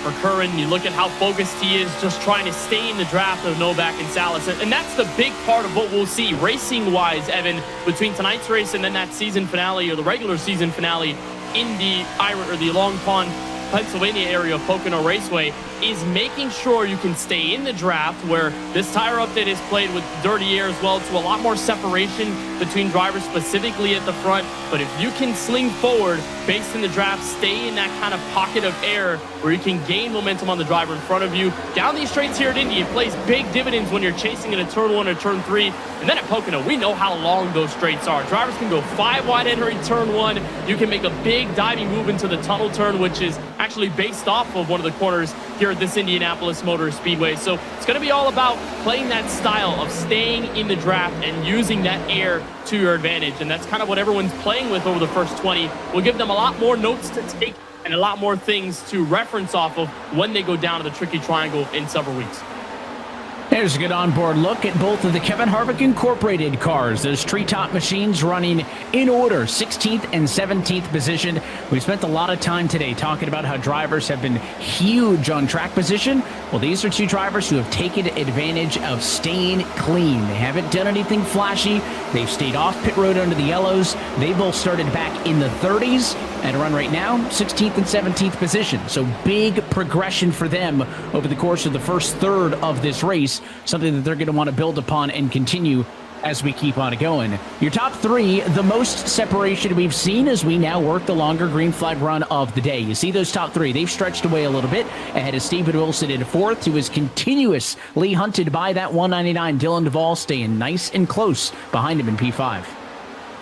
It's what everyone's going to focus on here as we jump through halfway, because, you know, those early yellows have given a lot of these drivers chances to save a bit more fuel. You know, these guys at the front haven't come down pit road, but that's because they haven't run enough green flag laps to warrant anybody going down for 4 fresh Goodyear Eagles. But now as we push through halfway, that's where the concern is going to be big, where drivers are going to think about that a little more. And here's a driver down pit road that was the Euro NASCAR Series driver for BS Plus competition, Garrett Lowe, making an early stop. Not sure whether that was unscheduled or whether he's going to try and undercut this thing heavily as everyone goes through halfway.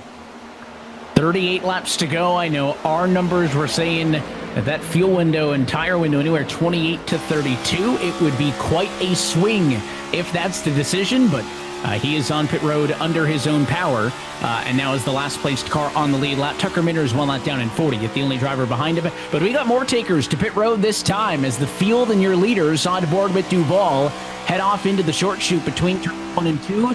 You see all those purple on the bottom left-hand side of your screen. More cars to pit road. So there is something to be said of whatever strategy is going on pit lane, because Cozy, Bowden, and Keister all came down in a group of 3.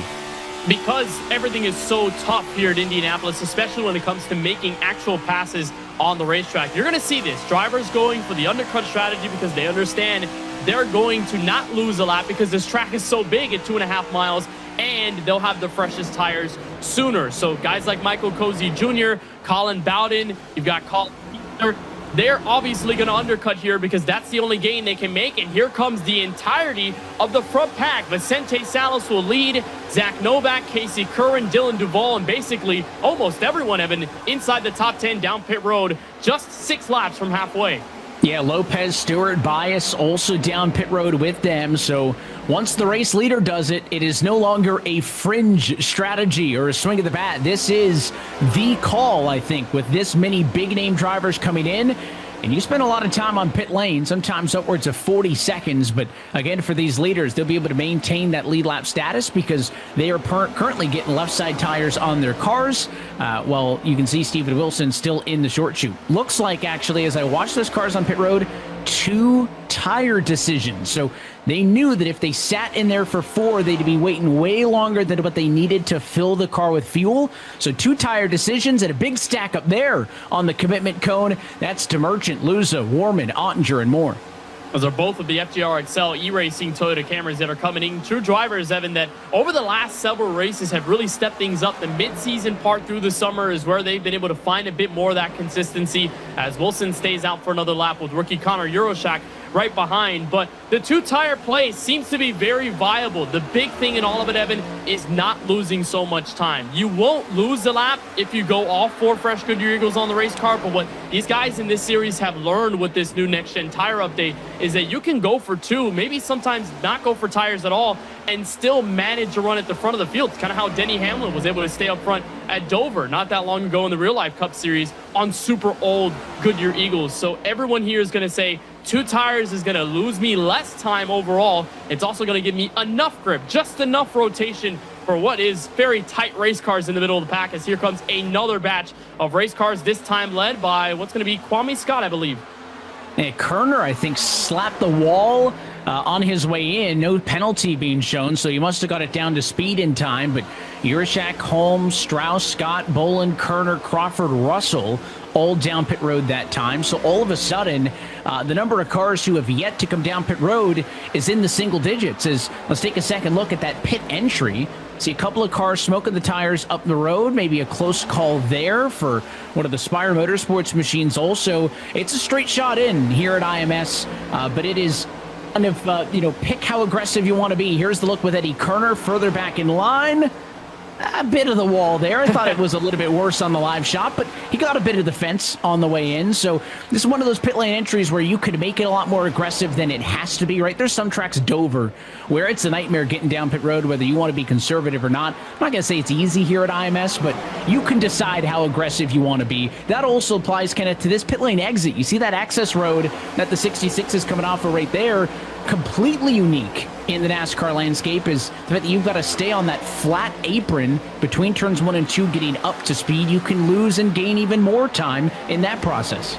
It's a race in itself, Evan, to get off of pit road and then reemerge on the straightaway, and also making sure that what we've seen from Wilson over the last several laps is kind of picking off the draft from those lap cars in front of him, making sure that he can stay in their wake. And now here comes the race leader, Steven Wilson, on pit road, 3 laps before halfway. Remember, he has stayed out the longest of any other driver so far because he hasn't pitted tonight. That will hand the lead to Tyler Gary, involved in an incident earlier on this evening, Evan, but again, we talk about how things could change with strategy. Tyler Gary was swung it through the kitchen sink at it after the troubles, and now he's got a chance to lead some laps up front. And he would love an opportunity for a little bit of luck to go his way. 27th in points coming into this thing. Not yet mathematically out, but would certainly need a race win and a couple of good points finishes over these next 2 weeks if he were to pull a stunner and end up in the playoffs. So Tyler Gary may go off strategy compared to everybody else just because of the circumstances that he finds himself in over the course of the season standings. Still waiting on your top 7 cars to come down pit road. So then you look for who is the net leader in all of this. Well, Steven Wilson currently shown on the pylon as the net leader. That will update right there because Vicente Salas passes him as Wilson blends out in traffic. So as we look at these top 2 cars who've yet to come down pit road, your net leader in all of this has not changed. Vicente Salas was the leader when the pit strategy started, and he is the highest runner of the cars who has completed service. Well, the reason why, Evan, these top 6 drivers are staying out is because they pitted under the most recent yellow flag. They were the guys in the back who took maybe fuel only, some 4 fresh tires, some only 2 fresh Goodyear Eagles, but their plan was to pit early on so they can extend here, lead some laps at the front, be in a good position to where even if a yellow flag comes out midway through this run, it could bring everyone down pit road, and that leaves Tyler Gary, Brian LaPrade, Christopher Hill, and the list goes on. A lot of drivers who have somewhat struggled over 2025 to bring themselves back into contention for at least a race win. And just got to give another shout out to Brian LaPrade. He's making his return to the series tonight at Indianapolis Motor Speedway after taking some well-needed time off. So a huge welcome back, arms embracing Brian LaPrade. Good to see him on the racetrack tonight. It's good to see him back and putting on a show right now, running up front. Again, did not post the time in qualifying, so started from the rear based on provisional, and is, again, in a racetrack where track position is so critical, almost forced into trying a strategy play like this. But all those cars you mentioned who had pitted on the recent yellow, that was only 16 laps ago. So these cars are nowhere near needing to come down pit road based on running out of fuel. They can stay out there, I think, up until the final 10 laps of this race, if not a little bit closer. So they have a wide open window if they can catch a caution flag for this strategy to work in their favor. Remember, there are 3 additional sets of tires available in the box. So no matter what strategy you've implemented thus far, I believe everybody still has tires on pit road that would make things very interesting if/when we see a caution flag a little bit later on. You jump on board with Steven Wilson, one of the most recent takers on the pit lane strategy. He has cycled himself back out into the number 11 position right now, trying to catch up to the next man up, which would be Casey Kerwin. And Wilson, again, consistent as ever. You think about what he's been able to do lately, those several wins early on in the season, his most recent win coming at his home track in Iowa Speedway in the brand new repaved surface of that track, a top 3 finish in 3 of the last 4 races. And for Wilson, in this case, he's trying to find a little bit of that revenge from last year where he had such a fast race car, peaked into 2nd place, entering the final lap of the event, and just could not get around Daniel Falkingham in those last set of corners to go away and steal that victory for good. So it ended up becoming a good feel story for Daniel Falkingham getting his first ever Coke Series win. But for Wilson, it was one that got away here at Indianapolis Motor Speedway. So Wilson's going to try to make sure that he gets back up to the front, puts himself in that spot, as Tyler Gary will continue to lead laps past halfway. Again, Evan, we should see drivers come in about 10 to 12 laps, but this E-Racer Toyota Camry looking pretty good ever since getting involved in the incident and using this strategy to the advantage.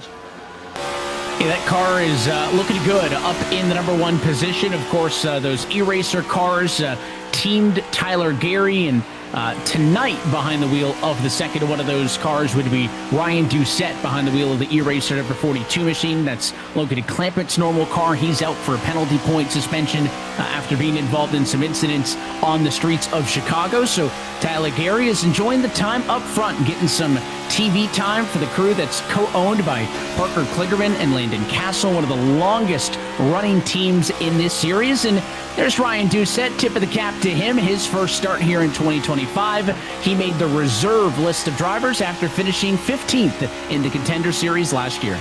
You know, what's been awesome to see, Evan, is this subplot of the reserve drivers. We've seen so many reserve driver names at least get a shot to run one or more races in this series this year. So it's a great story. And also one for Ryan Doucette, former Coke Series driver, full-time, now coming back on the reserve list to try and fill the shoes of that Logan Clampett's number 42 Toyota Camry. So great job that Doucette's doing right now to keep that seat warm. But Tyler Gary just looking closer at what could be a first career victory. But again, it comes down to this strategy play, and I don't know if things will exactly work out, but it could be a net positive anyway for those guys who have spent a majority of this race at the very back of this field from plenty of the early yellows that struck them very early on in this race. So, you know, whether it's a gain of 5, 8 positions, 10 positions, it'll still be big time things for the points, as Tucker Minter has had a nightmare of a race, fell down a lap down earlier on tonight, and there he is hitting pit road once again.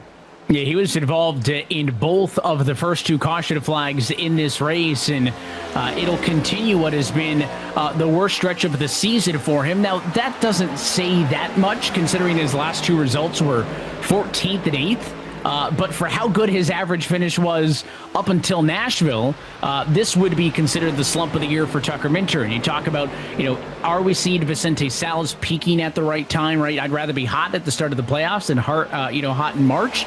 You know, is this a bad time for the 97? Are you going to get maybe this bad luck out of your system now and then head into the playoffs with a clean conscience? But this has not been Tucker Minter's night, and again, both of those early incidents, not much fault of his own, but you can look back on a P18 in qualifying that puts you right in the thick of things, dead center of the field when we've been preaching that Q effort was important here, and I think that is ultimately what set that team up for being in the wrong spot when those incidents happen. 26 laps to go here at Indianapolis, going to be 25 as the leaders work around the next time through as we jump on board.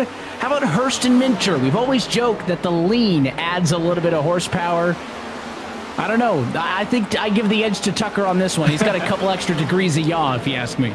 Yeah, they're sneaking the lean in. These 2 drivers are right now. Yeah, I got to say, Tucker's got the biggest lean out of anyone that we've seen in the series, at least as far as I've seen. You know, I remember back in the days when Brian Schoenberg used to race in this series, and he had that very unique stance, riding with his wheels super close to it with his setup.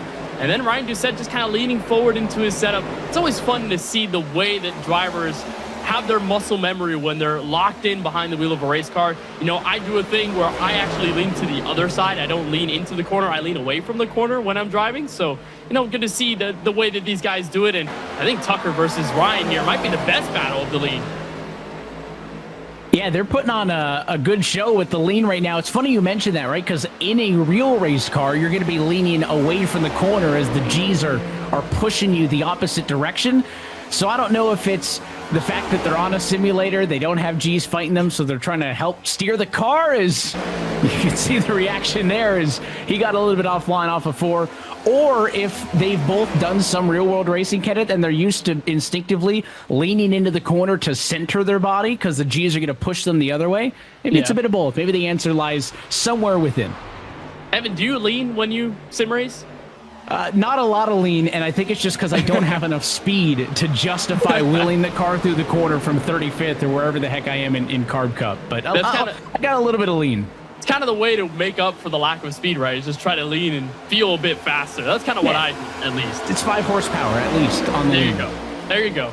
Well, we're seeing good battles right now, Evan, and watching this group, especially in this back half of the top 10, they're all starting to crunch up together. Of course, they all will need to hit pit road as long as this race stays green, but this is really where you're seeing that speed difference. Bobby Zalinski has been pounding on this group of 3 in front for the last several laps now. He hasn't been able to make a proper move yet, but him and Blake McCandless have been within firing range, so we could see some of the biggest shakeups in the field happen around here, especially if they're this close coming down to the race on pit road. It's a straight off angle into the pit lane here at Indianapolis, but it's enough space to make a move or two. Yeah, when they come down, if they come down as a group, it's going to be interesting. And then you jump back to all of these cars who have already completed service.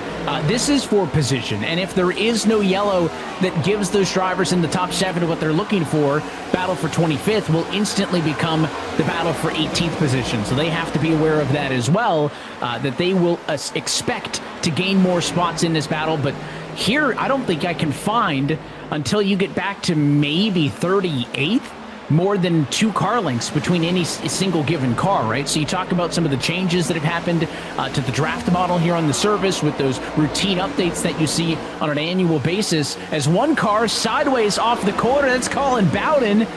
Bowden splinted is into the inside wall. You see the smoke at the back of the screen.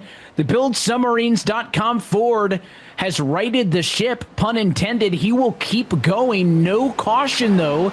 We stay green. That developed out of nowhere as he was in P32. There's a lot of damage as well to the front end of his Ford Mustang because he just, for a moment, had it saved. The rear end kicked out at the exit of turn 2 and then swung it back to the right, kicked it back to the left, and then went just straight into the inside wall. So for Bowden, a really tough hit. And here's another look at it, riding behind one of the 6 carbon machines of Eddie Kerner. So riding in the midst of this group, no one behind him to kind of put air on that rear spoiler. He just steps out, the rear tires light up. You know, a lot of drivers like to shift down in a 4th gear in the middle of these corners, so you get better acceleration, but the caveat is you wear down the right rear tire, it's going to spin, and it's going to spin in a very big hurry. So for Bowden, it just kind of caught him off guard in the middle of that rhythm, and he's got a heap of damage on the race car, but no yellow to kind of save him. It's bad news for him because he's going to drop to 1 lap down, and as somebody who has already completed service necessary to get to the end of the race, he is now hoping for a yellow flag to be a lucky dog. He would be the driver to get the wave around 1 lap down 39th. He's ahead of Tucker Minter, who is 2 laps down in the number 40 position. And then you jump back up closer to the front, right? This group of 4 that we've been watching, they've spaced out a little bit since we last looked at them. Daniel Falkenham's kind of the leader of this group. He rides in the number 4 spot, started way back in 31st position, a race winner here at Indianapolis just a year ago. He's hoping that strategy can propel him into that conversation this year. He's ahead of Guest, who's ahead of McCandless and Zalinski. Those 4 cars have not changed position since we last checked in. And listen to that, radio silence in turn 1. These 4 cars are all trying to stretch this thing out until the end with 20 laps to go. For Falkenham, it's a little bit worse because he's not in that draft. And back to the topic I had brought up earlier about how draft is so important to make passes here in Indianapolis. Very important when you're also trying to save a bit more of that gas. Here's another look on board, Falkenham in turn 3.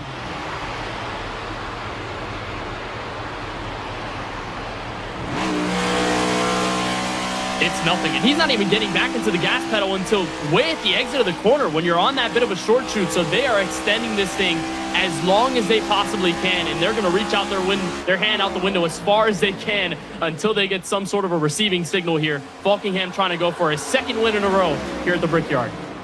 They would need to go, looking at the fact that they were on pit road 28 laps ago, they would need just shy of 50 laps to be able to make that number happen. I think somewhere in the 47 range is the number they would have to hit, which would be quite the accomplishment, to say the less. But again, they just want this to go as long as it possibly can. And for reference, if Falkenham's out of the gas that much, Guest, McCandless, Zalinski, they've all got to be doing the same thing. Otherwise, they'd be getting away, especially for how late he was getting, to your point, back on the gas off the corner. That last lap for Falkenham, just to kind of compare it, a 53.7.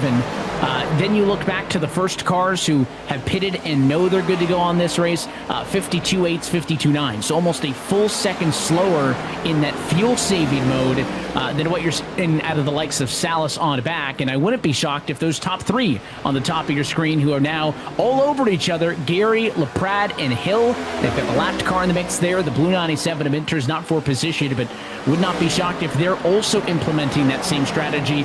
Their lap times somewhere in the middle of what we're seeing in a Falkenham's group in the leaders. And in fact, here we go at a challenge for the race lead, because Briar LaPrade to the inside and around Tyler Gary at lap number 43. It's a new race leader. Briar LaPrade goes to the top of the iconic scoring pylon here at IMS. And that's Tucker Minter, that bright blue Logitech G Chevrolet. Again, he is a lap down, but he's sort of playing a role in this. That's what helped Breyer get the run to the inside. Gary played a bit of that defense, but it did not work. And what was interesting about the split between these guys that are leading the race right now and then that secondary group that starts with Michael Guest for the Vegas Inferno team, the guys in the front are not saving at all. They have been going around this 2.5-mile rectangle at full song like everyone else has that have already pitted and know they're good until the checkered flag. So you listen in with LaPrade, and it's business as usual. Downshift into fourth, stay in high gear, get the acceleration off the corner, and run like if you're good to go. I think what they're trying to do here, Evan, is either just pray that a yellow comes out within these final 17, or they kind of know their fate that they cannot make it into the end, and they're just going to go for it anyway. So here they are, off turn 4, top 2 leaders, in on pit road. Christopher Hill stays out to lead a lap. So he'll stay out, assume the number 1 position as Gary and LaPrade are in, and it is clean into the box for both of them. We drivers amongst the leaders who pitted earlier decided to go for 2 tires only. These cars need full fuel, so they are doing full fuel and 4 tires. It looks like both Gary and LaPrade, though, black flag penalties, maybe for speeding on pit road entry. So they may have coaxed each other into that. We saw a lot of smoke off the tires. They're both going to be forced to serve an additional penalty on pit road, and if it wasn't already over enough for them, that's going to make it hurt that much more. They will lose more than a lap by sitting down there.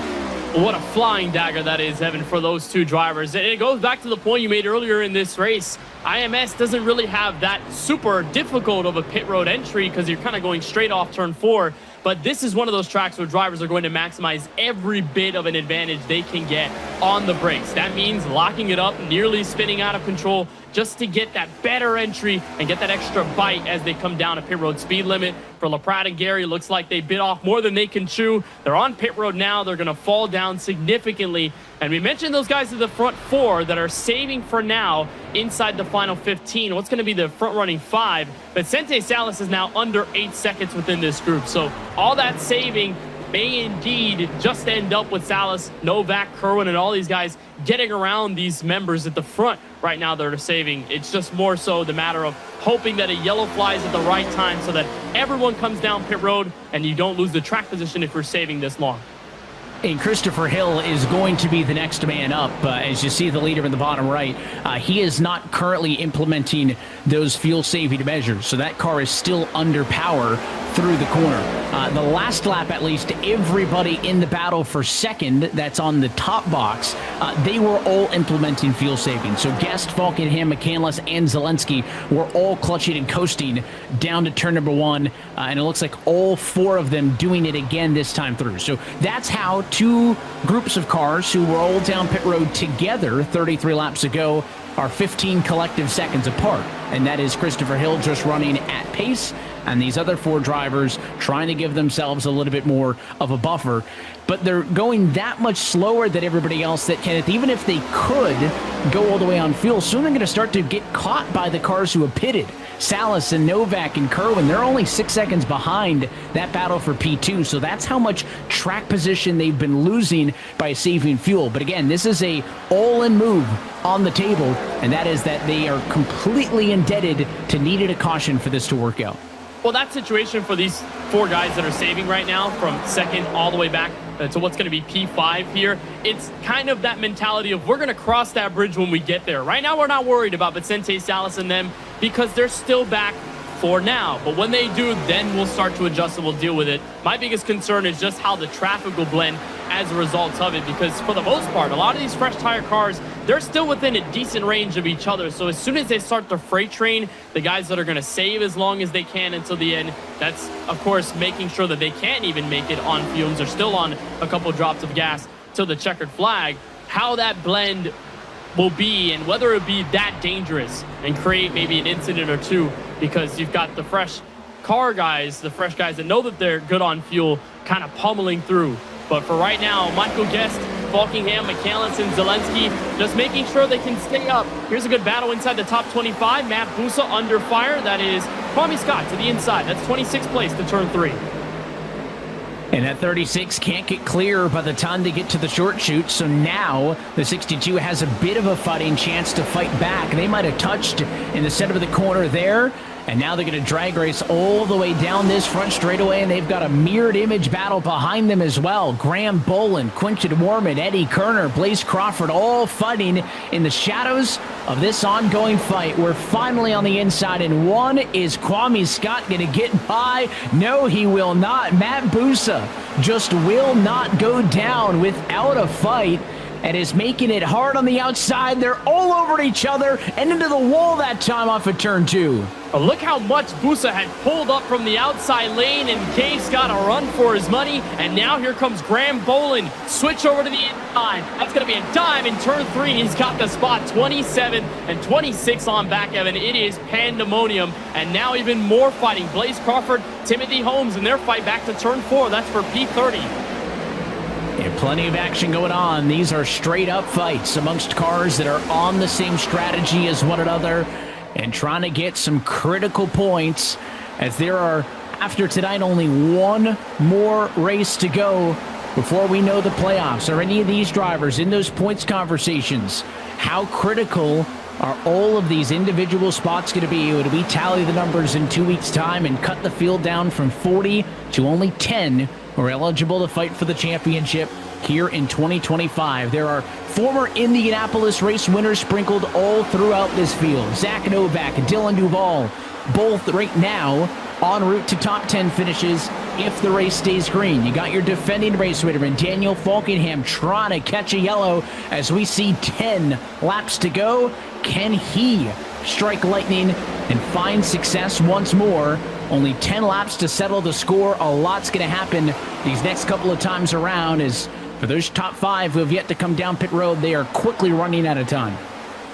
And that's that count of 5 total active drivers that have won at least once here at Indianapolis. A lot of them didn't get as much experience with this car at this track because we only returned to the Speedway last season. And a lot of the next-gen era years, we didn't run at this 2.5-mile rectangle. So this is just the second time that these drivers are getting used to it. Near contact there between Timothy Holmes right in front as he was fending off the ERA Esports Chevrolet of Michael Cozy Jr. as they were near contact. But up in the front with 9 laps to go and counting, Christopher Hill has a chance, Evan, to make a huge statement in only his first Indianapolis start from his rookie campaign. He's got a top 15 in 3 of the last 4 races, and what better way to send Apex Racing off into 2025 with their first career victory in this Coke Series. He still has a long way to go. It's going to take a long lap around Indianapolis to make it work, but for Hill, so far, he's got the advantage by nearly 20 seconds.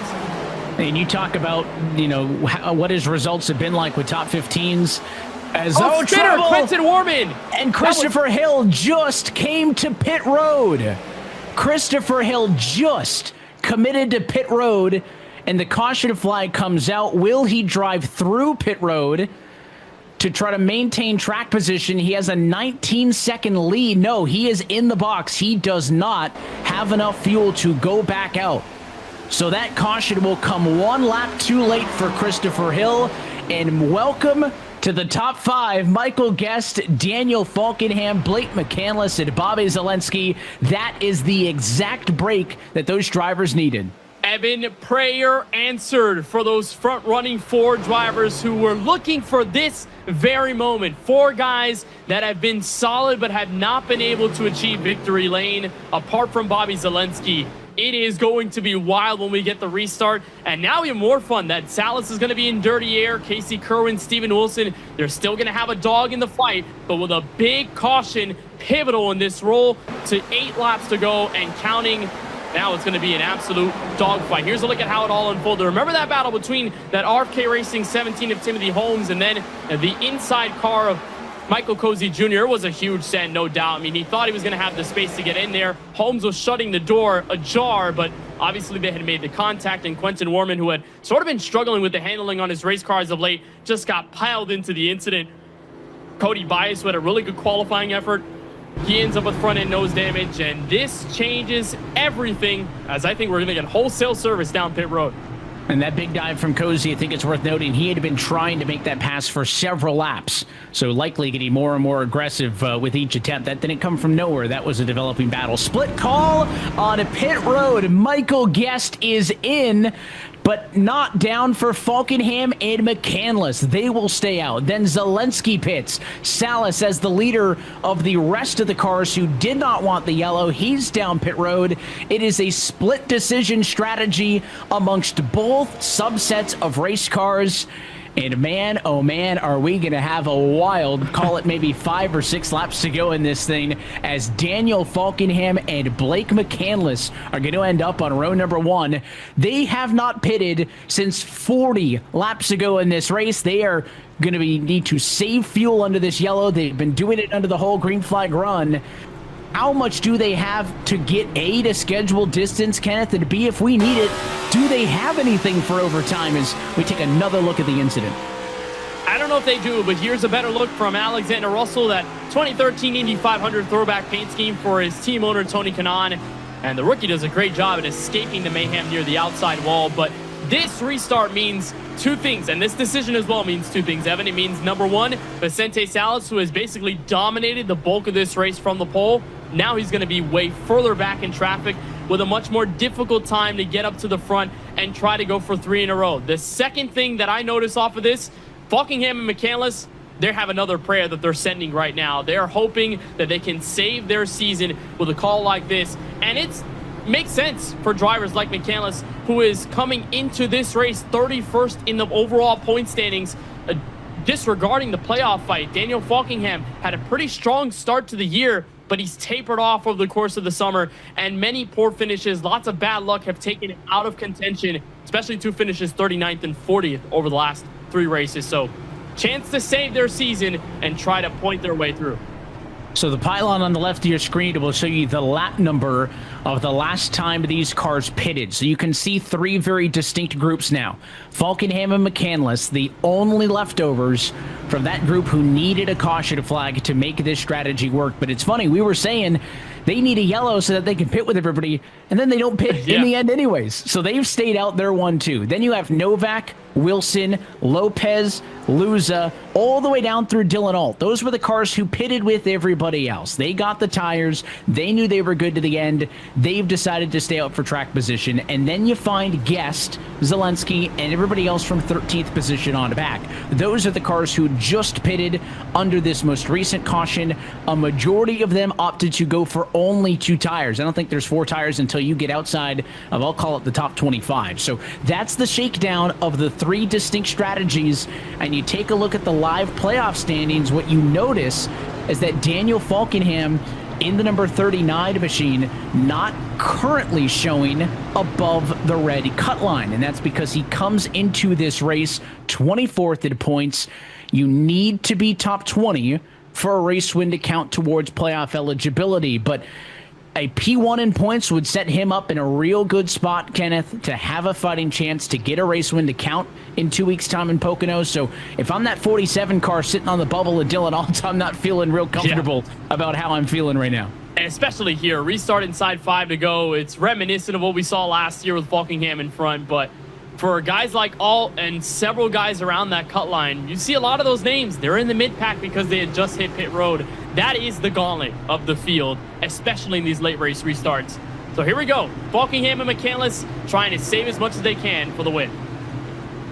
You got Jordi Lopez, Ryan Luza. They're going to line up on row number 3. How do they play into this conversation? Steven Wilson, already a race winner this season in 4th. Can he add another notch to his belt? Do you see maybe a Blake McCandless, a Christopher Hill, an Eddie Kerner, 3 rookies in the top 11 in search of their first wins in this series? We are still inside of regulation. It's going to be a 5-lap dash for victory here in Indy. Pace car down. McCandless, Falkenham, front row, old tires, not a lot of fuel. Green flag is back in the air. You saw Falkenham and McCandless fire off late. They're just about 3, nearly 4 wide, and they're wrecking in the back of the field, heading to turn 1. Casey Kerwin, the main man involved, nose first into the outside wall, and he catches the pole sitter, Vicente Salas. His chances for 3 in a row are looking bleak. Caution out, 5 laps to go. It was just a week ago where Vicente Salas dominated on the streets of Chicago, becoming the first driver this season to win a race after qualifying on pole position. And unfortunately for him, it is going to come to an end early. This one very reminiscent of what we saw in the very start of this race. Winded back 56 laps ago. It's aggression, it's temptation, headed into turn number 1. This thing got way more shaken up before they even got to 1, though. A couple of cars started diving, and we'll look for the 11 of Salas and then look for the red 24 of Kerwin. About row number 8 is where this all happens. Yeah, they started in that same row, inside and outside. The reason for what causes the incident, Evan, is that check up there, because Falkingham goes late. It backs up Zach Novak. It backs everyone up as a result. And while Salas is just trying to get around the scent block by Dylan All, couple rows in front, that's where he switches up the track, gets a touch from behind, and then catches Casey Kerwin, Taylor Hurst, that Dude Wipe Chevrolet, who had a solid start to this race, also getting a piece of the damage and sort of involved in the incident. But yeah, I was a little bit worried for guys like Kerwin and for Salas, two drivers that seemingly have had very fast race cars to compete for the win because of that one single pit road decision, because they went differently than everyone else. Now they've got to deal with the consequences. And Casey Kerwin's had a great season, but nobody's safe. And he came into tonight, call it about 40 points ahead of where the cut line was. If we get a new winner here tonight, which currently Falkingham occupies and would like to jump above that cut line, and you get a bad result, all of a sudden Casey 40 points could turn into 18 to the cut line. And that's still a margin, but I don't think it's a margin that he wants to have to go in the Pocono thinking about. So for Casey Kerwin, that could be a very consequential incident that he's involved in, as he's going to have to restart all the way back in 37th position. He may want some more chaos in this race to maybe get 5, 6, 7 spots back. Every single point matters, and not the time you want to have some Really trouble. But night. James Pike, late in this race, the action is heating up. The action is heating up. We've got 6 cameras. Daniel Falkingham with us. And Dan, I think you're thrilled that you've got a shot to go back-to-back here in Indianapolis, but is this the way you sort of drew up getting to this point at the end of the race? I really wish I didn't, but I mean, we saw what happened last year. I pulled some magic out of my you-know-what, but I know lightning always doesn't strike twice, but I'm hoping it does in this case. I'm just praying on hands and knees right now. I can't believe we're in this spot again. And I'm determined to do it again, but it's going to be, I need everything to play out just like last year.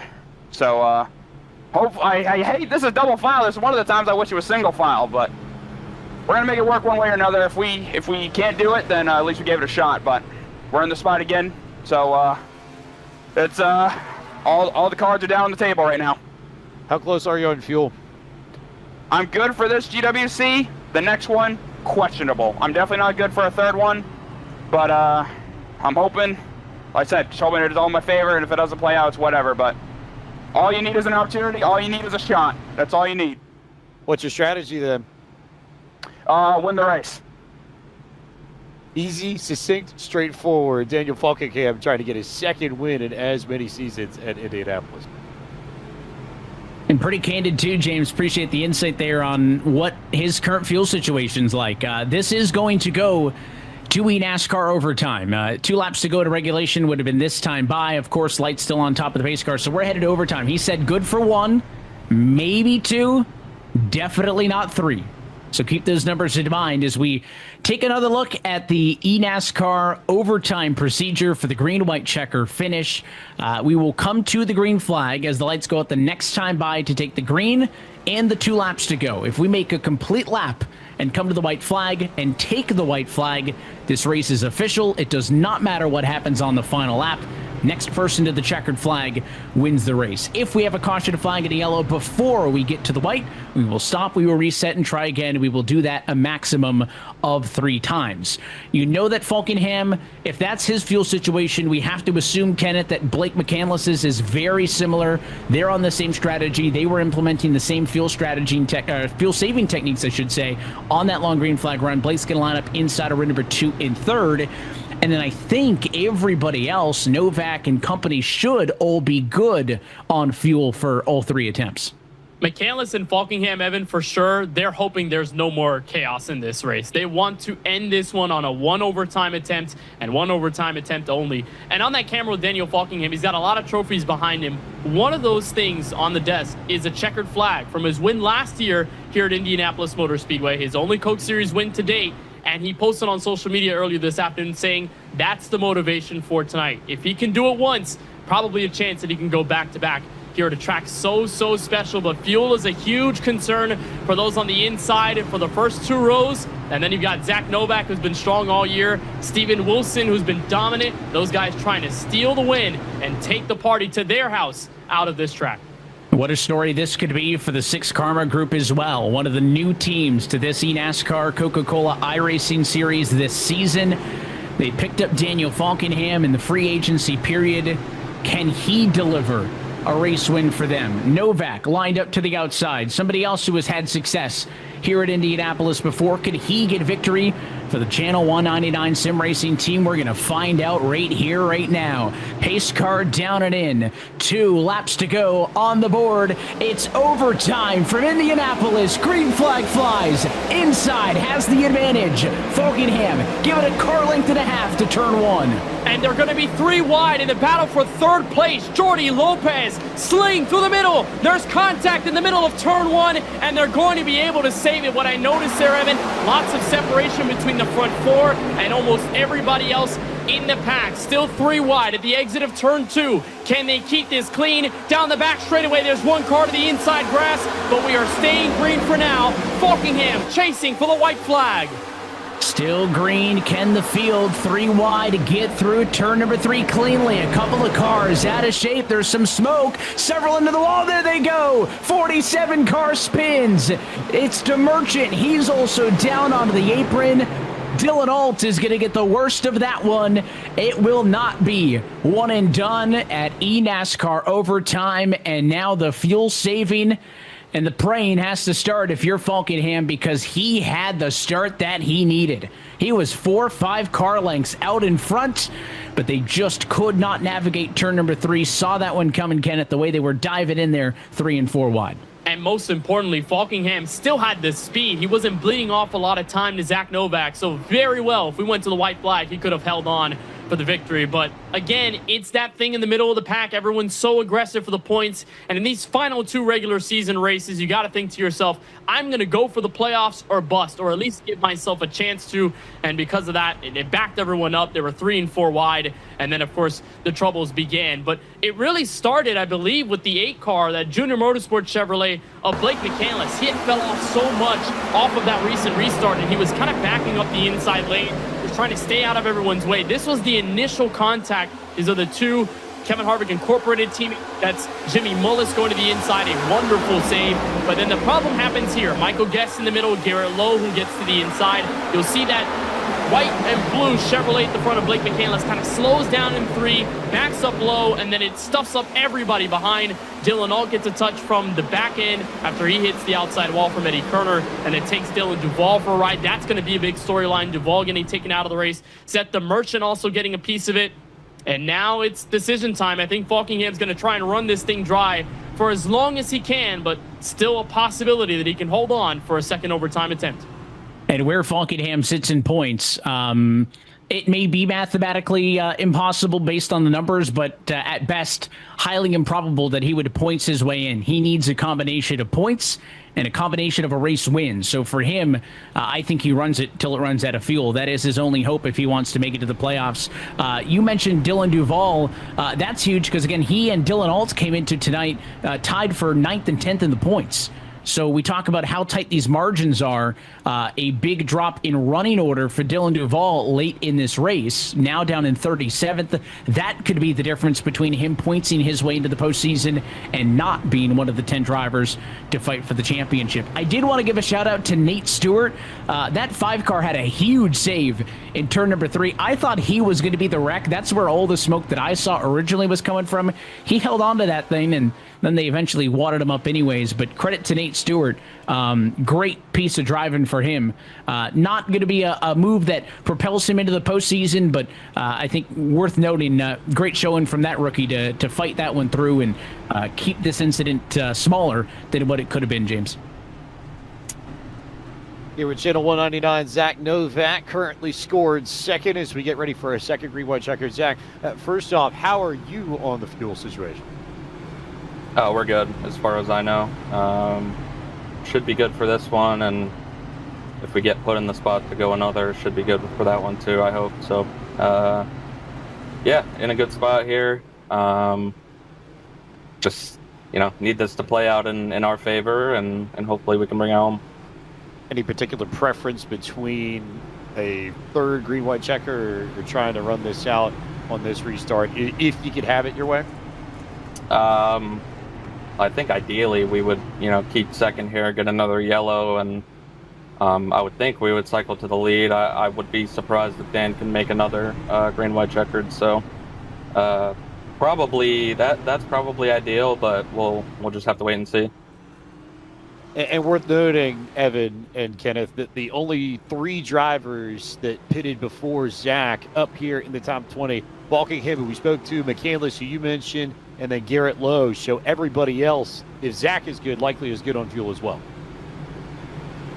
And either he's got his team, Kenneth, listening to the interview we had with Daniel Falkingham, or they're just really good on the numbers, because his hypothesis on what he thinks the fuel situation with Daniel is exactly what we heard from the driver of the 39 machine. You've got 2 really big storylines on this front row. Even remove what's happening this year from it, right? You've got Daniel Falkingham looking nervous, sitting there knowing that this is a big if he's got enough fuel to get around. If this can be the final restart of the race, he's trying to, as he said it, have lightning strike twice, get back-to-back here at Indianapolis. And then how about Zach Novak looking for his first win since October the 10th of 2019 at the Homestead Miami Speedway. 2,112 days since Novak was last a winner here on a Tuesday.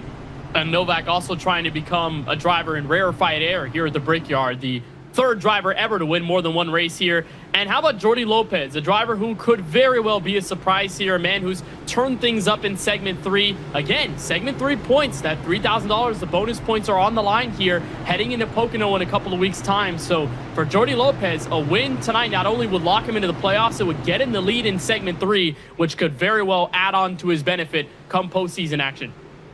Pick a story and cheer him on. There is a lot on the line for these drivers inside of the top 5 and the top 10. Daniel Falkingham, the lone standing driver, along with Blake McCandless back in 9th, who may not be able to go fuel to the end of this race. Everybody else should be good. It's attempt number 2 of 3 at eNASCAR overtime. Falkingham, the control car, will restart this race from the inside of the front row. 2 laps to go at Indianapolis. We're back underway. Big checkup on the inside.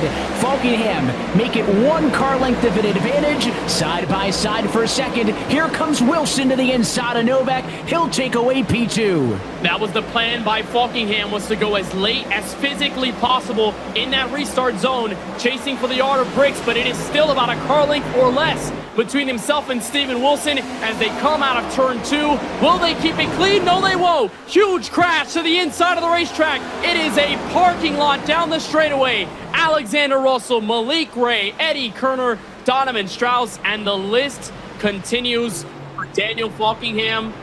He is not happy at all. He understood that this overtime restart could have very well been his last, and now he may just run it all the way dry and lose a chance at the win.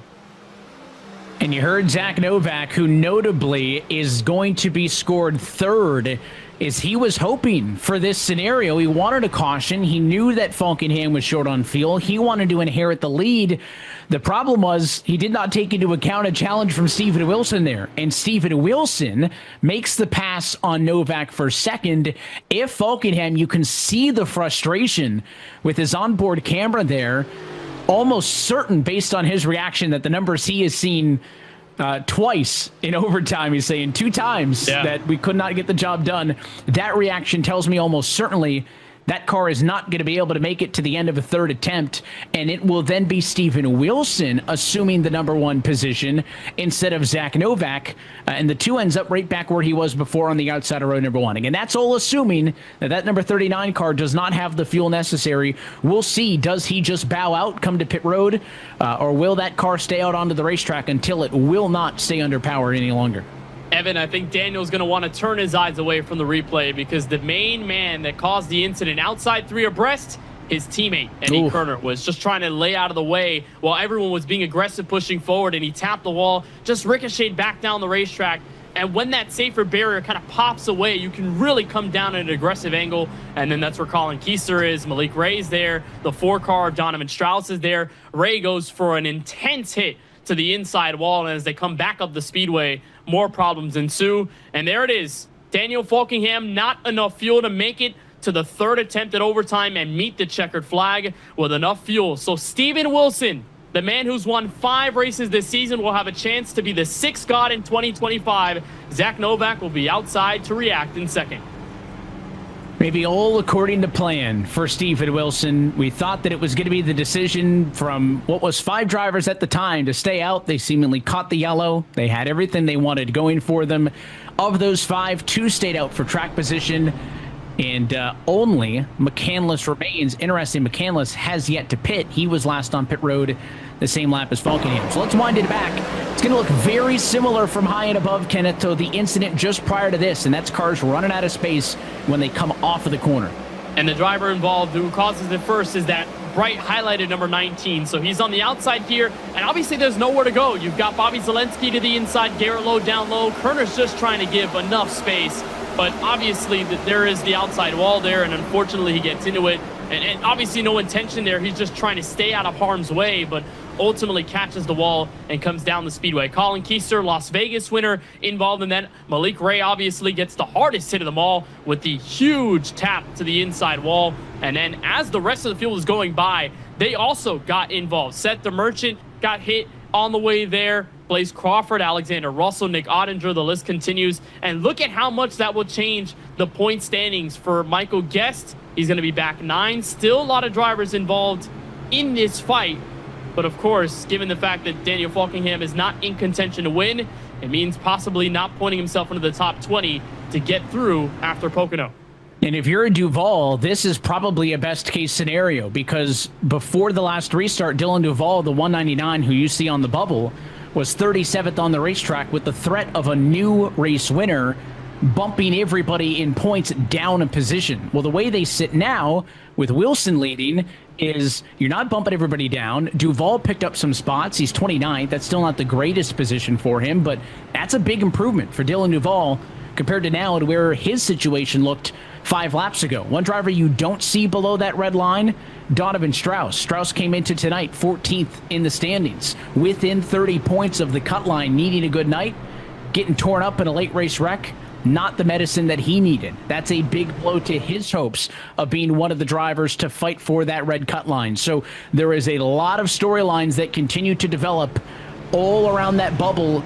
You want to be 50 points clear of the red cut to mathematically clinch before we head to Pocono in a week's time. So that's kind of the ballpark you're looking at as they run. That would be good news for Novak if you can get to the finish, for the 95 machine of White if you can get to the finish as you stand. So a couple of drivers could lock themselves in as the lights are out on top of the pace car. This will be our 3rd and final attempt at overtime. So if this one goes, Kenneth, like the other 2, we may be talking about who's leading at the moment of yellow. At the timing, of course, when the yellow comes out and when that pace car brings the rest of the field behind pacing again, you know, for as good of a season as Zach Novak has had, and when you looked at that playoff picture, you look at that 2 car and you say, all right, he's basically locked in. I mean, he can have a solid finish tonight, roll into Pocono, and just waltz his way into the playoffs. But Zach Novak has been close to the win several times this year, and I think he would want to strike that magic again here at a track where he has been proven to be successful after that win many, many years ago. But he's got the strongest driver of the year so far to lead him down to turn 1. And like we saw with Falkingham, late restarts seem to be the name of the game. Back everybody up at the late end of that restart box and then fire off on all cylinders. Does it happen here with Wilson, or is there much more of a predictable approach? We'll see. Final attempt at overtime. How aggressive are you if you are Zach Novak? The man next to you hasn't been to victory lane in about 35 days. You're working 2,100 days. How much does it mean, and what can you do from the disadvantaged number 2 spot? Steven Wilson has control of the field. It's the final attempt of eNASCAR overtime. Green flag flies. It's a good start for both the inside and the outside lane.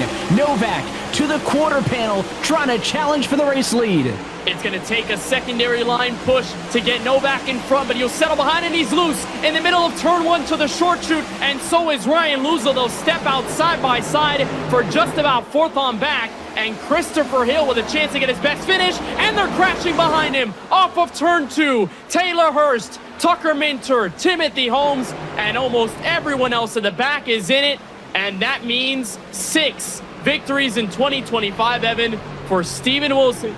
First at Indianapolis.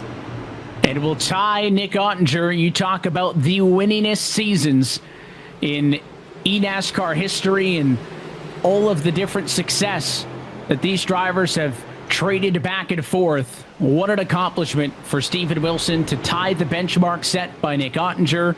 He'll also tie Michael Conti 5th on the all-time wins list. And it's not the flashiest of victories you'll see out of Steven Wilson, but when you're having a great year like he has been, you do get the benefit of a little bit of luck sometimes. And it's not just raw luck, but it's fast race car. You're in, if it's not your night, you're 5th. And if it's a really bad night, you're 10th. And when those are the off nights for you, and when you're just constantly in the conversation like he is, you can reap the benefits of some quirky and some wild finishes. And Steven Wilson has won a lot of races this year by putting a whooping on him. So I think maybe due for a funny one like this as he'll tally number 6.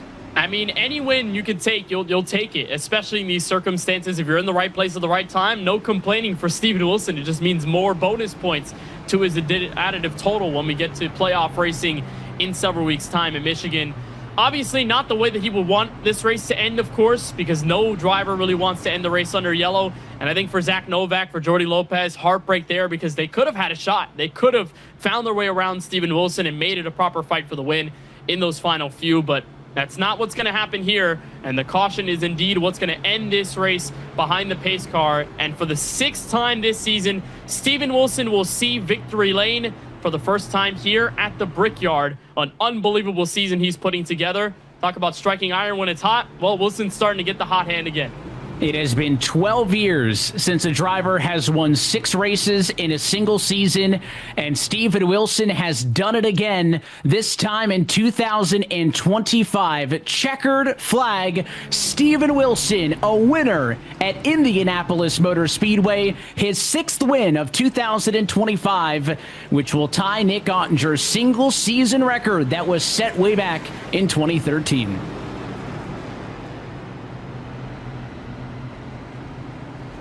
See, the drivers will pull up and congratulate him. I mean, they're used to seeing what this 77's done. I mean, Kenneth, he's almost batting 500 on his wins here. 6 out of 13 starts. What a season it's been for Wilson.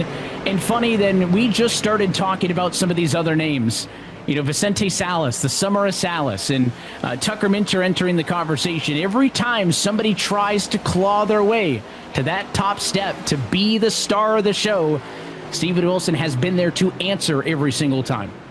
That's true. You look at the entire schedule, and it's Wilson winning the first few, and then Tucker and Bobby Z getting their wins, and then Tucker standing out amongst the rest. Steven says, I'll do you one better. I'm going to win the next race at Kansas. And then Vicente says, all right, well, now I'm going to get hot at Dover and Chicago, to which Steven Wilson says, yeah, I'm going to answer again. And I don't think he's going to be able to burn it down here. The fuel has run out, but at the right time for Steven, there were a lot of fuel concerns across the board, especially when you go this far into overtime. And at 69 laps total, 9 past the scheduled distance.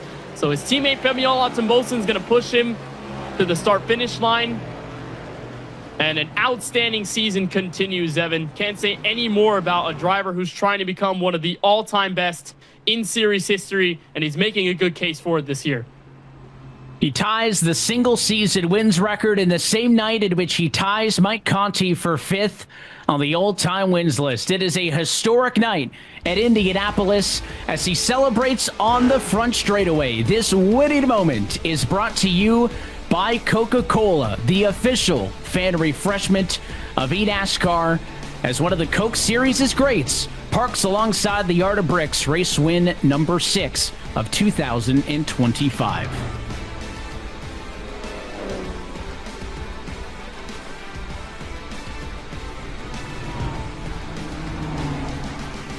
Let's take a look at your Coca-Cola move of the race.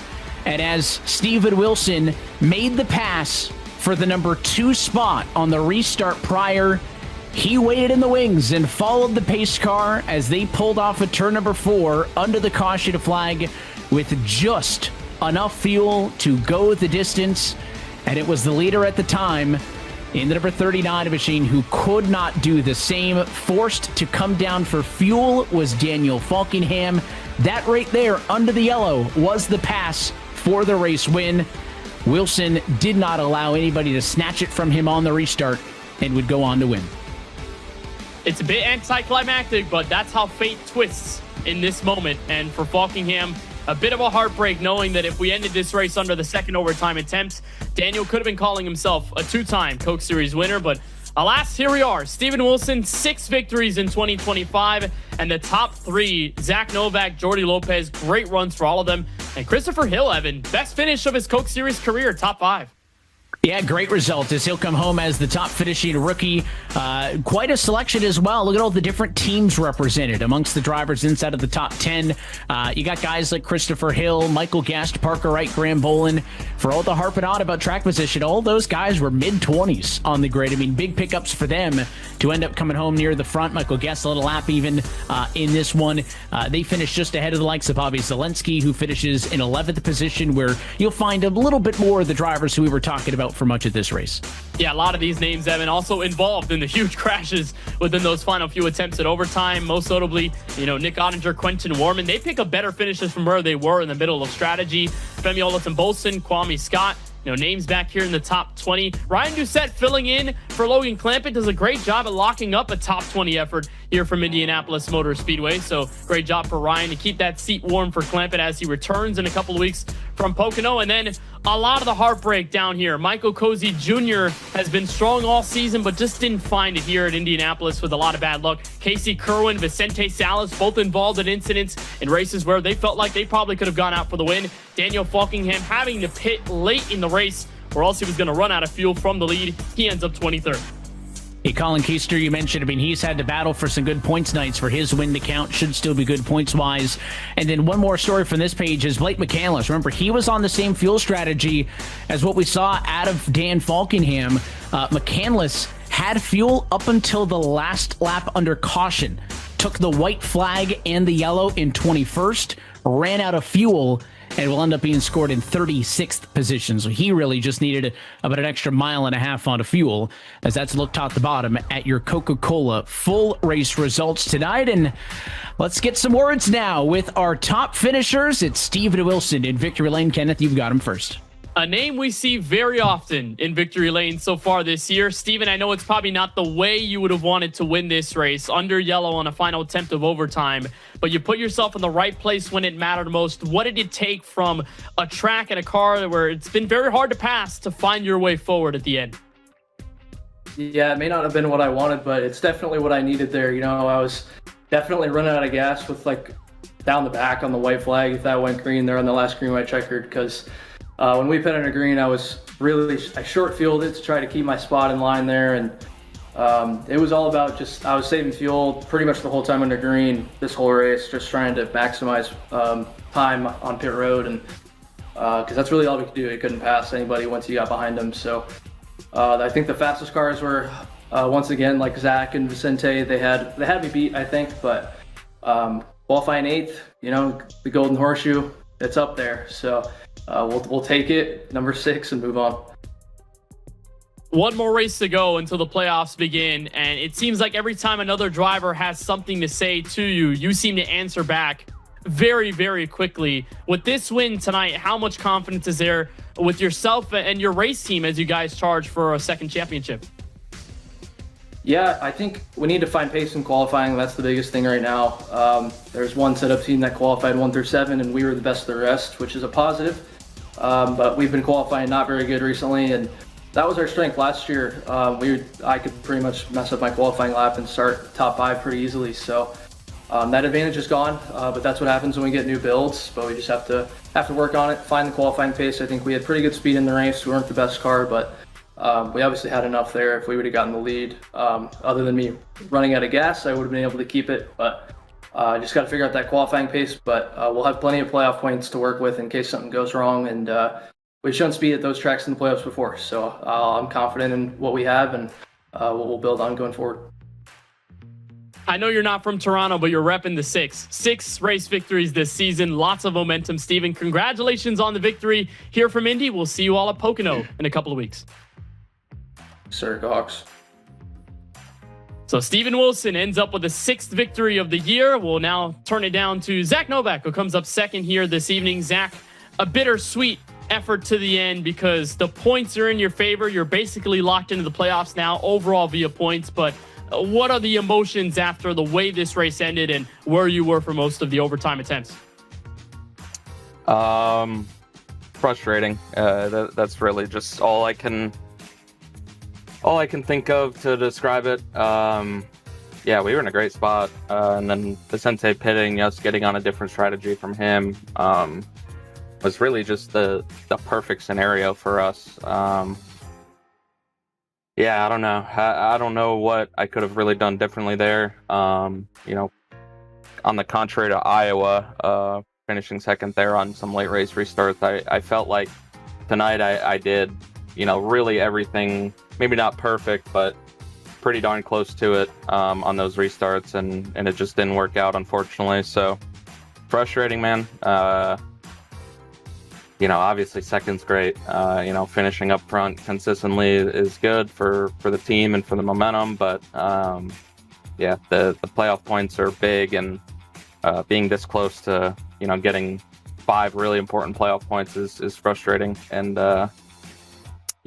but at the end of the day, we're in the playoffs, and that's just a testament to everybody on the Logitech number 2. And everybody at Channel 199 and everybody behind the scenes. They've been working their butts off all year, and we've been running up front and finishing up front because of it. So just can't thank everybody enough for all their help. Thanks Logan Sheets, Dalton Milam, Taco, Scott Taylor, John Delaney for all their help every Tuesday, and we're gonna go get them in the playoffs. Well, Zach, that's the silver lining. It's a runner-up tonight, but you are locked into the postseason for 2025, so a chance to go at it for a second career Coke Series title. Thank you for the time. Congrats on the P2, and we'll see you at Pocono. Appreciate it, guys. So that's Zach Novak. Evan, obviously frustrated from those emotions of trying to get to the front and win that race outright. But a P2 is enough to lock him into the playoffs, 115 clear of that cut line in the top 10. And going into Pocono, it's still very close. Anyone could find their way as that last driver to point their way in. Yeah, and I think the battle here is going to be from a 10th position on back. And I'll toss, let's go all the way to 14th, right? You got Duval, 10 points to the good, ahead of a 3-way tie between Dylan Alt, Michael Cozy Jr., and Michael Guest. Loses only 2 points back. So those 5 drivers separated in total by 22 points. One race to decide it. And if you're Duval, you really have to hope that none of the names on the right-hand side of that screen are a race winner, because it is a lofty jump up to Jordy Lopez, who sits at 40 clear of the line and 30 ahead of you. So if we were to see a first-time winner, Dylan Duval is sitting in the hottest of hot seats right now as we go to Pocono. Yeah, and he's going to have to focus very much going into the tricky triangle. Sort of a late addition to this 2025 schedule, Evan, but it is a challenging track in its own right, where basically any of those guys could go out for the win as we move forward. Graham Boland is a recent winner of Pocono. He's top 20 in points, so if he can go out and do it all over again and get a W, it could point that Channel 199 Sim Racing Toyota out of the group, which for Dylan, he's going to hope that the consistency puts him there.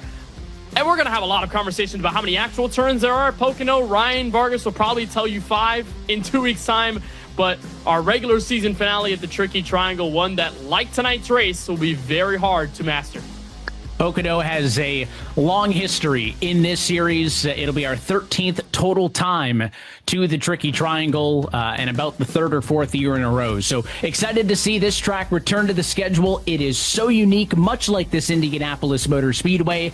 So if we have just a sliver of the surprises and the storylines that we saw here tonight at the Brickyard, it is going to be must-see TV, and we hope that you join us for that one in 2 weeks' time. Until then, though, that is it for us here tonight from Speedway, Indiana. On behalf of our entire team at iRacing, NASCAR, our production team behind the scenes, and for everybody on tonight's show, for Camille Salazar-Hadaway, Alan Cavana, and Joshua Lee on Countdown to Green, for James Pike on Pit Road, and for myself, Evan Pasoko, and Kenneth Bueno, I want to say thanks for tuning in and hope that you join us in 2 weeks' time. It's Tuesday, August 5th for the regular season finale at Pocono Raceway. That race and every race of the eNASCAR Coca-Cola iRacing Series can be found right here on the iRacing Esports Network. Until then, good night from Indianapolis, and congratulations to 6-time race winner this season, Steven Wilson. Stick with us because the Sunoco post-race report starts now with James Pike and Keenan Kusin.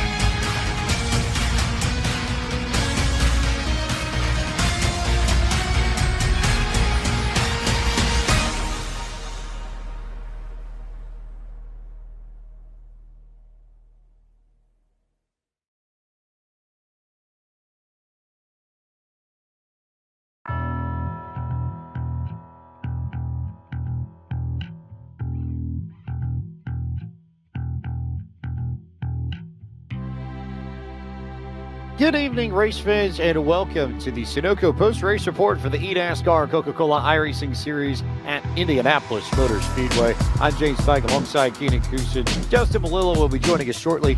Keenan, I feel like this is, and I don't want to say cliche maybe, but if there's anything I take away from this race, it's that it's a testament to continuously putting in the effort to give yourself a chance to win, even when it doesn't seem like you have a shot to win. And that sounds sort of obvious in a sense, but we heard it from Steven Wilson in his post-race interview on the broadcast. He openly admitted he didn't have the best car, but they ran their strategy, they had their plan, they kept themselves within shouting distance, and when it came time to actually make a move, he was there to make a move. But that's also because he was one of the ones that came down around lap 20 or so, and that move gave him a shot to win after all the green-white checkers.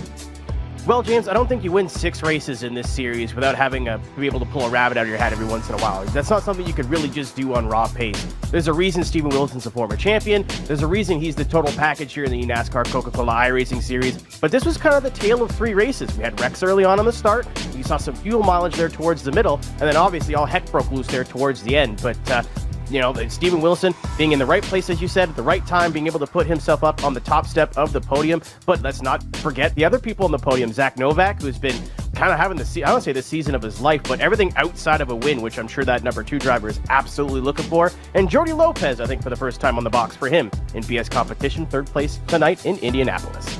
Let's also give a call to Apex Racing Steve's Christopher Hill. He was leading on that alt strategy when that first yellow came out towards the end of the race to set up that chain of green-white checkers, came down pit road at what ended up being the perfect time in retrospect for not being able to make it to the end. He was buried in the mid-20s once he came off of pit road, rallies to come all the way back to finish fourth after the restart. So great work from Christopher Hill to take advantage of the strategy. And even though he might not have had race-winning points, that's about as maximized run as you're going to find. Luza, Guest, White, Bolin, Connor Yershak, Garrett Lowe completing the top 10 tonight at Indy. But we turn our attention to the man of the moment yet again, Steven Wilson, Spire Motorsports. Steven, 6 wins in 2025. That ties the record for the most wins all time in a single season in the history of the eNASCAR Coca-Cola iRacing Series alongside Nick Ottinger. Knowing that now, how do you put that into perspective? And what does that mean to now hold that record, at least a share? Yeah, it's cool. Records are always cool to have. It's something that once I'm done with this series, I'll look back on and know that I had some good success and that my name will be remembered for something at least. So that's good. More focused on the championship, to be honest. It's definitely good to have playoff points stacking. Almost a full race I'll have on the guys who make it on points, so that's good. And there'll be enough guys there that I can beat all of them, and then one other guy who has a win, and then I'll be in. So it's good to have all these playoff points. It's a good confidence boost going in, knowing that we haven't had the Q speed like I talked about right after the race, and if we don't figure it out here over the next race or two, then we'll have something to fall back on if we need to. But yeah, it's just so hard to pass. We got lucky, really lucky tonight, about as lucky as I've ever gotten in one of these. So we'll take it, and the records are really cool to come with it. As always, if you've got questions for Steven, make sure that you enter them in chat. You might have the chance to have your question answered here on the Sunoco Post-Race Report. The other piece of this that I wanted to touch on, Steven, you've had seasons before where you've been the champion. You've had seasons before where you haven't been the champion. And then you've got this season. Do you feel like you are as strong a driver as you ever been? Or is this the strongest you've been since you entered the Coke Series as a driver? I would say it's close. I think my performance last year, I said this to somebody, and I think last year was even better for me just based off like I was starting up front, running up front. I just didn't win as many races. I still finished up front and had an insane amount of points on the field when it came down to it over this regular season. But just this year, I've been getting really lucky that when we're up there, we're close, and then it just falls into my lap to be winning all these races instead of finishing top fives. So it's cool that it means more to win. Obviously, with the playoff points, you get a bunch of points. We're trying to win the team standings right now. Me and Femi are close. Probably with Dylan and Zach, I think, is right behind us. So we've been in a fight with them. I feel like half of my wins this year, Zach's finished second, so they're keeping it close. But yeah, we're just getting really lucky I can't explain how lucky that caution was right there. I had a 1/10 of a gallon of gas when we crossed the line, and that was with the caution. So just had to be aggressive on pit road tonight to make any spots. So that's what it came down to. But I think driving wise, I'm pretty good. It's just really hard right now with how the game is. We've made it where we're just like the real life guys. The leader has a huge advantage, and you just can't really make a pass very easily. So it takes a lot of work. It hurts your tires. So we'll just have to learn that for the playoffs. A question from Michael P. Frisch, valued member of the iRacing community for a long time. Steven, do you have a preference between cake or ice cream? And if so, what flavor are we going with? Oh man, I'm gonna say ice cream, mostly probably because we're in the summer right now, and that sounds really good because it's pretty warm in here. But I'm like a chocolate chip cookie dough guy. I like me some chocolate chip cookies or cookie dough, so that would be my go-to. I like that, Keenan. I like that answer because that's very close to my love of mint chocolate chip and cookies and cream, and chocolate chip cookie dough to me has always felt cookies, like cookies and cream. That's a close second. Cookies, but am I nuts you two to say that those three almost seem like sort of like ice cream cousins? Like it's not the same flavor, but they're pretty close, right? I hear you. Yeah. I've heard of people like, I don't know if you watch Good Mythical Morning. I watched the Rhett and Link, and they don't like mint. So when I watch stuff like that, I'm like, I have to kind of, I like mint, I like that, but it's not for everybody. But I would agree. It's up there. It's up there. That's a man who's been media trained right there. You could tell he has no bad words for the mint people, but he's thinking them. Personally, I'm lactose intolerant. I got no dog in this fight. That's just more ice cream for you guys. It's ice cream, right? It's not the same, man. They do some Ben and Jerry stuff, but it's not quite the same. That's just more for you guys, I think, at that point. Steven, are you bored of talking to us yet? I feel like this is the 14th time we've had you in here. No, this is fun. Good things come while I'm talking to you guys. So we get to talk to the fans. We finish good. Finishing good makes me proud of myself and happy for however long we go until we race again. So I'll be happy for 2 weeks now. So that's good. I think we've seen you win a race pretty well every way you possibly could this season, other than a divine act of God. I know you said you're focused on the championship, but is that win record? Obviously, we just need one more to break it. Is that something that's crossed your mind, or do you just have big picture in the end game here? Yeah, I mean, it'll cross my mind, I'm sure, once I win, and if I win in the playoffs. It's going to be on my mind. If I get a win and get that 7, that'll be cool. I'll be focused on the championship, but short term, right then, I'll be like, okay, I've got a record. I've done something this season that'll be in the record books forever, hopefully. We'll see if 7 wins that'd be hard to beat with how close everybody is right now. You kind of have to have a lot go your way and have to have speed everywhere, because there's not a whole lot of races, especially with the new format coming next year. We don't know how many races we'll have, since we'll only be, I think it's a 5-6 month season. So we'll see how many races we have in the future, and if people can hang on, or if I can hang on to that record throughout the years to come. So you mentioned getting to talk to the fans. Of course, again, James said it. We'll say it again. If you have questions for any of our drivers tonight, go ahead and post them in the chat. We'll keep an eye on the good ones. Try to pass 56. Reaching out to ask you, is there anything that you're doing different with preparation this season? Obviously, it's not the first time we've seen you have a good season, but this is breaching on record setting, of course. I would say I'm pretty similar to last year. A little more qualifying focus at the moment. We're trying to find pace. That's where we're lacking. Last year it all came easy to us. After 2023 at Homestead, we used that speed. We had that pretty much the whole year last year. So we were, as a setup team, NFR, we were very quick in qualifying race. We were basically battling each other, as we saw with 3 of us in the championship 4 last year. So right now we're just lacking that right now. So the preparation is going to go towards qualifying so that we can start up front. But I think our race cars are good.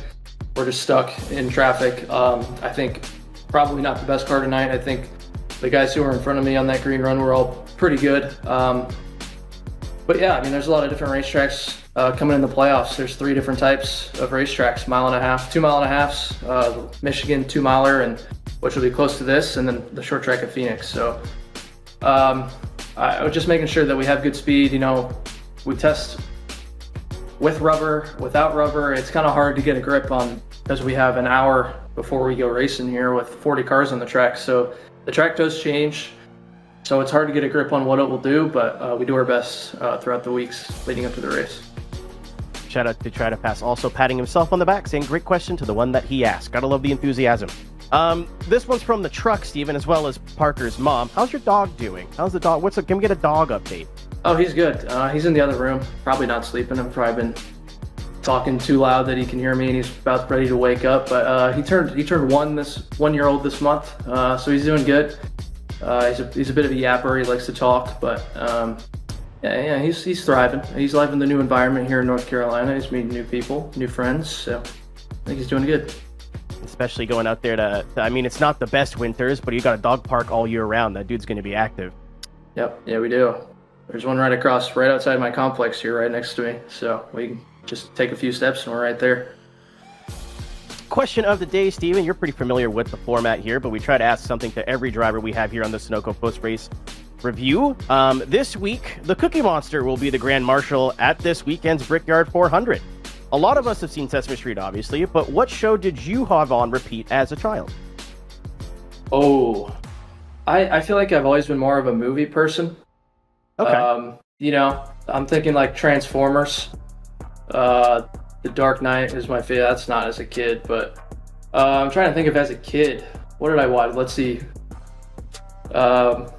Blue's Clues was a good one. The Wiggles. Classic. The Wiggles. Obviously, the normal SpongeBob, the Nickelodeon stuff, Disney Channel, stuff like that. Trying to think, Sweet Life, that was a good one. But yeah, I know the Wiggles. I have like a little guitar. I think it's the Wiggles. I have a guitar from the Wiggles. So yeah, I was a big fan.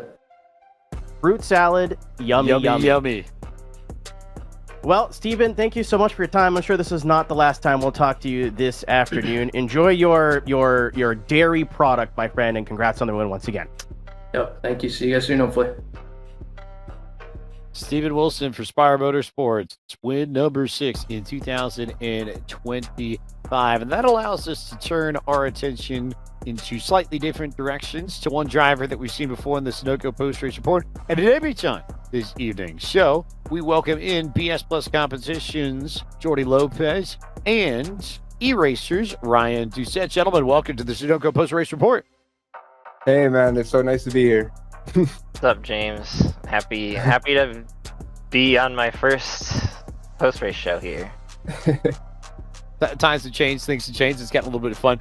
Ryan, I want to start with you. You come in, jump in and substitute here in the 42 car for one race. What has the experience been like, and how does it compare to your time when you were full-time in this series? Well, first off, I got to thank E-Racer for the opportunity and all their supporters with the Money Lap podcast, Spoiler Diecast, and of course eraser.gg. It was definitely a challenge to knock the rust off in the next gen in the middle of the season. I don't frequent this car a whole lot outside of a few leagues like FDF, but it's almost like I never even left at the end of 24. It was compared to the rest of my teammates like Jordy. Is that a good thing? not necessarily. I struggled to adapt to this next gen car when they switched to it off the Gen 6, and ever since then in the Coke series I've been a bit lost. So in the spreadsheet all week I've been putting in the laps, and I've just still been like a few seconds off of really all the fast. Everyone on our team is real fast back at Altus Esports, but yeah, but it's still kind of new to you though, since you weren't really around for the update. That is true. It's been tough it's to like a whole new jump car in mid-season. You guys have been running all year, and I've been sitting here just running for fun every now and then. But yeah, and spotting. That's true. I have been on the box for merch, so that did prepare me. At least I've been in the loop with how these races have been going. This race was a little bit more chaotic than I expected it to be. Towards the end, I didn't expect it to devolve like that, but that's how they unfold sometimes. They can get goofy every once in a while. Jordy Lopez, how about just I'm trying to figure out the right word here, but I don't know if it's persistence or willpower or just staying power, continued belief, but to make the call that you did, to come down as early as you did, and then to stick with it. How tough was it, especially in the middle of this race when you were sort of buried in the field, just to sort of keep the faith, I guess, for lack of a better phrase? Oh yeah, I mean, we were just riding at that point. I knew that if it had stayed green, we were going to get a P8. So when the caution came out, I just knew, I just had a gut feeling that staying out was going to be the right call, and it turned out to be the right call. It did kind of also help that we had a few cautions to kind of help the tires and the heat cycle, to kind of help us keep our positions compared to the guys who have tires. And I'm happy that it worked out. It's been a roller coaster of a season. In the middle of the season, it was kind of hectic, I guess you could say, for me, because I would be in the front and something would happen and I'd get like a P30, and I'm just kind of happy that we're just taking each race slowly but surely, and it seems like we're in a great spot going into Pocono, and I'm pretty happy about that. Keenan Kusin, are you ready for your moment here? Man, I'm not even going to lie to you. I was standing up in those last two restarts. I'm so stoked, especially for Jordy. You've been working for this for a long time. Obviously, me and you have chatted a little bit behind the scenes, and Yeah. we knew it was coming. We knew it was coming. What does this mean to you to finally get up here, and what's it going to take to get those last few spots and be able to be on the top step of the podium next time? Honestly, just like a lot of stuff can happen in a Coke race. That there's so many variables that can determine your whole race, and I feel like what determined my race was just me staying out. And I'm kind of happy that this is like it's kind of a good thing that I kind of broke through, because last year I didn't get one top 5 at all. Like I was I'd be in position and then I lose I lose out massively, and it's just like I'm just kind of happy that is out of my head already, and that we can get top 5s and we can stay up front. It's just about executing. And Ryan, we'll have one for yourself. Obviously, thanks you to join us up here in the Sunoco post-race show. Nice to hear from you for the first time. But it seems like everybody at eRacer is just having the best time ever all the time. How is being a part of that group, and how is that reflected to your season this year? Well, as you can tell, I didn't have the greatest race going there. I hit the wall in qualifying, and I was running around like 35th towards the back there during the green flag run, and Tyler Gary wasn't having much better luck than me. But it sorted its way out towards the end of the race. We were putting ourselves in position to avoid those wrecks, and it worked out. I'm satisfied with the top 20. Would I have liked to have finished better? Absolutely. But sometimes the good finishes just fall your way. It's a good finish, Ryan. It's a good finish, bro. You're good. It's a great finish. To those who may not know Ryan as well, we had some talks about seeing some sim to real life bridges for some of the people in the Coke series. You already are behind the wheel of some asphalt racing. Why don't you tell us a little bit about that?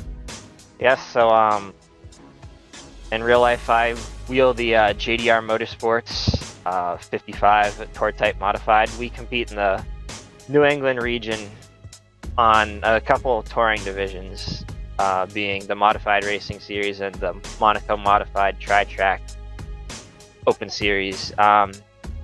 We've done one event so far this year in each of those series. With the MRS, we've raced at Lee a couple weeks ago and brought it home 8th. We finished 8th. And at Seekonk with the Monaco Modifieds, we finished 18th a few weeks prior. So some moderate success there, nothing to write home about, but kind of similar to my result tonight. Just momentum builders. And I mean, in real life, with all the expenses there and just the levels of the varying levels of competition you have with equipment that you don't really have to deal with on iRacing, like any night when you can just roll the car in the trailer with a few scratches on it, that's a good night. Do you feel like your real life racing experience reflects to anything in the sim, or vice versa? Do you have ever had a moment where you're like, oh, that I've experienced this in real life, or I experienced this in Coke series or whatever, and you felt like you were a little bit more prepared? So I started out doing sim racing way back when I was like 8 years old, so that's really how I learned how to drive, and I didn't get into behind the wheel of a real race car until I was 16, so wow. Yeah, I've taken all the just reactionary instincts you develop through iRacing, like reacting how the car gets tight, reacting how the car gets loose, and you put that into real life. And it takes a little while to get used to the G-forces, but I mean, it's a great tool. It's a great tool. Jordy, we'll come back to you again. This is something that got past me for the producer, but I also wanted to know, you're second in the segment, only next to the guy who's won 6 races this year. Obviously, we're coming into the playoffs where if we don't have a new winner, Jordy, you're looking really good. 9th, 40 points to the good right now at the cutoff line. Green Flag Daytona, was any of this in your mind at all, or has this just been kind of a roller coaster that's taken you here? If me being in the playoffs, like if I would be in this position. Well, just in this position, and just very clearly even this segment as well, you're almost one of the best drivers in this segment. Like to be honest, I didn't expect for me to even be fighting for a segment, just because it was just so hard for us to connect the races. And we have been in I think like a 5-race streak of top 10s, and that just pays off. I mean, or just adds on. Steven, him always being in the front, I'm kind of, I hope that we can do it, but it's going to be kind of tricky in like Pocono with everything going on. But my main goal is to honestly just get a solid result, so I don't get knocked out of the playoffs and just make it in on points. Ryan, we have a little thing here that we do up in the broadcast booth, where if we see someone doing something in the webcam, we immediately put them on screen. You've got a bit of a lean to you. You're not quite full Tucker Minter, but we're definitely in the ballpark. Do you remember where that came from, or where that may have started for you? It's just something you pick up. Oh yeah, for sure. I feel like Indy wouldn't be the worst track for it. It's definitely bad when we go to Dover and Bristol. If we ever race there and you guys have a camera on me, those are the tracks you gotta look at it. James, I'm sure that the production booth's listening to us right now. oh, they're having a blast. I know. They're probably pounding fists. Yeah, man. You kind of just like, when you first start iRacing, it's so hard to kind of get away from from the stuff that you learned doing it, I guess you could say. I think I still drive the same since I started iRacing back in 2013. I don't think I've changed my style. So what you're telling us, Jordy, is that these are habits that were really formed running street stocks at USA. Oh yeah, for sure. 100%. 100%. Like, if you see me on the road course and I'm doing this, it's because I'm focused. I'm focused. Sticking out. Yeah, I'm focused. I can't stop doing that. Absolutely locked in. Keenan, shall we have some fun question time with these folks, maybe? I mean, I've got our question of the day. Stevens was all right of an answer, but I'm expecting both of you to give me something a little bit better. We'll start with you, Ryan, but as you know, we do a question of the day that we ask everybody. This week's question is: the Cookie Monster will be the Grand Marshal at this weekend's Brickyard 400. A lot of us have seen Sesame Street, obviously, but what show did you have on repeat as a kid? On repeat? I mean, I guess like elementary school, waking up in the morning, I would always have the Maddie School Bus on. That was one of my go-tos. Later on, I'd watch like Yu-Gi-Oh! In the mornings, Pokemon. That's my guy right there. Bakugan when I was like Bakugan, they're getting like real niche. But all the like Saturday morning cartoons and stuff were my go-tos. My blue eyes. Jordy, do we have anything for you? Same question. I would say for me, it depends on how young. If we're talking about elementary school, I got through it a lot through South Park, Pokemon, Beyblade. Hell yeah. Digimon. What else? Dragon Ball, Z. Yeah. Like, I grew up on a lot of anime. So you Goku guy, Vegeta guy. If you put a gun to your head. Goku, obviously, but but they're both great.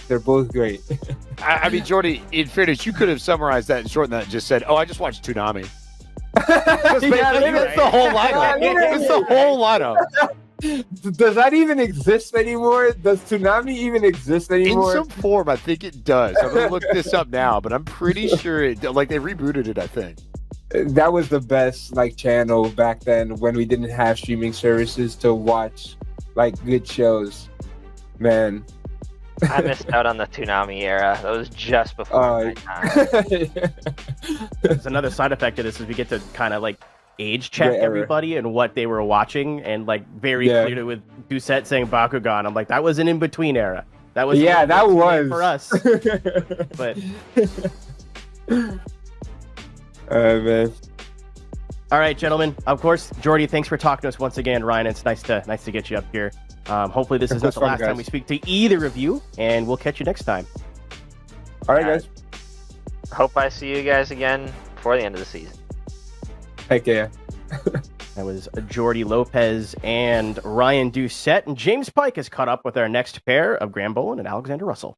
Keenan, I got to stop you before we move forward, because you drop a Blue Eyes White Dragon reference, and then you don't drop in Kaiba at all. So I was going to do the whole Yugi Boy, but I wasn't sure if that was appropriate for what we're currently doing, but I've done it now. Here we are. Now that you had to explain context, you had no choice, right? Yeah, James Pike is just here to put me in a box. That's what he's here to do. Anyway, we got two people on the camera now. Yeah, I guess we should actually do our jobs, right? Maybe, perhaps. So how about we be productive, and how about we bring in Kansas City Pioneers and Graham Boland alongside Alexander Russell for Canada Sports. Gentlemen, welcome to the Sunoco Post-Race Report. Bit of chaos there. Graham, was this a case of I'm going to go with that early pit stop and just full send to that strategy no matter what for you?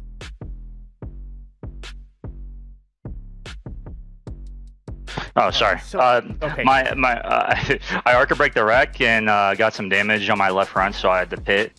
And so I just topped off on fuel, and it was on the edge of taking one or two cans, so we're trying to take only one can. And then after that, we're kind of mired back, and then we stayed out. I don't know why so many people pitted, to be honest, but it is what it is.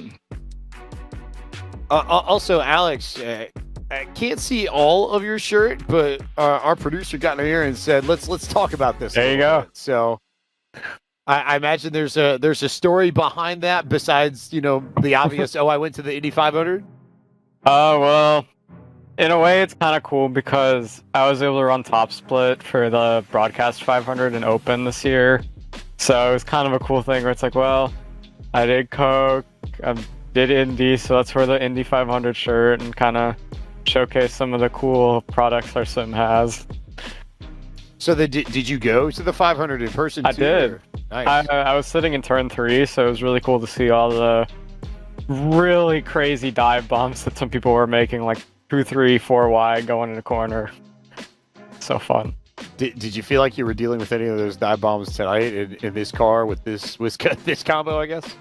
I wish so, especially on restarts. I was sending it as hard as I could, but it was hard to close up on sometimes. Just a lot of managing tire, making sure that I kept the car clean until the end, which car got beaten up a little bit, so we'll cut the door off and I'll hang it on the wall somewhere. Graham, we'll come back to you because I figure you probably have takes on yet another season in which the Houston Astros are leading their division. Mm-hmm. Damn right. But off topic, Dylan All with the worst block I've ever seen. Killed about half the field. That was terrible. But it is what it is. Heat of the moment things, but I was not happy. I almost died. But, you know. I'll need to see that. That'll be something to talk about. Fair.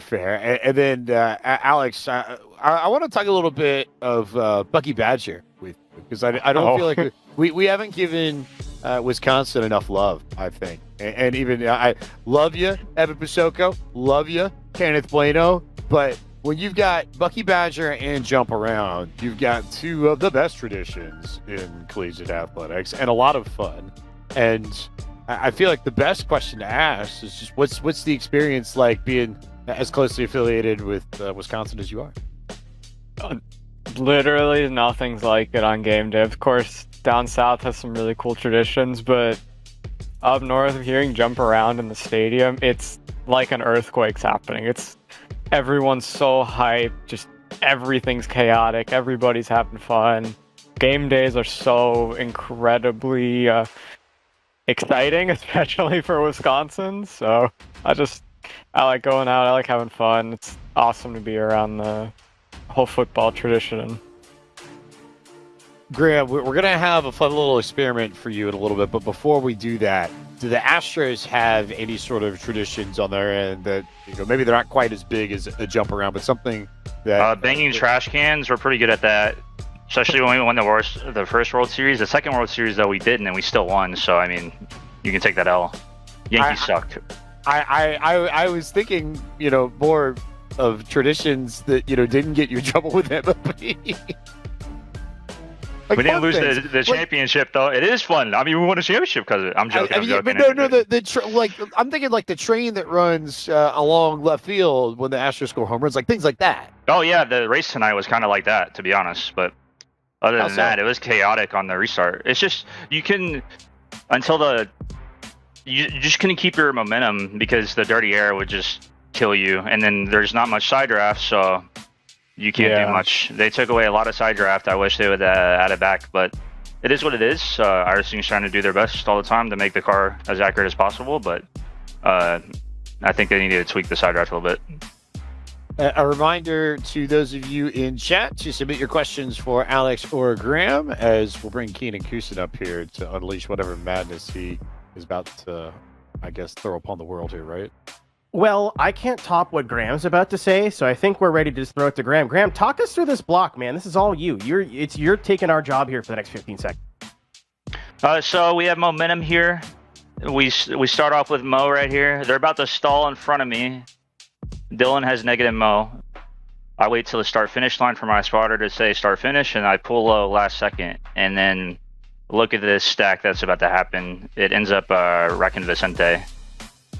Like two cars back. Yeah, oh my god!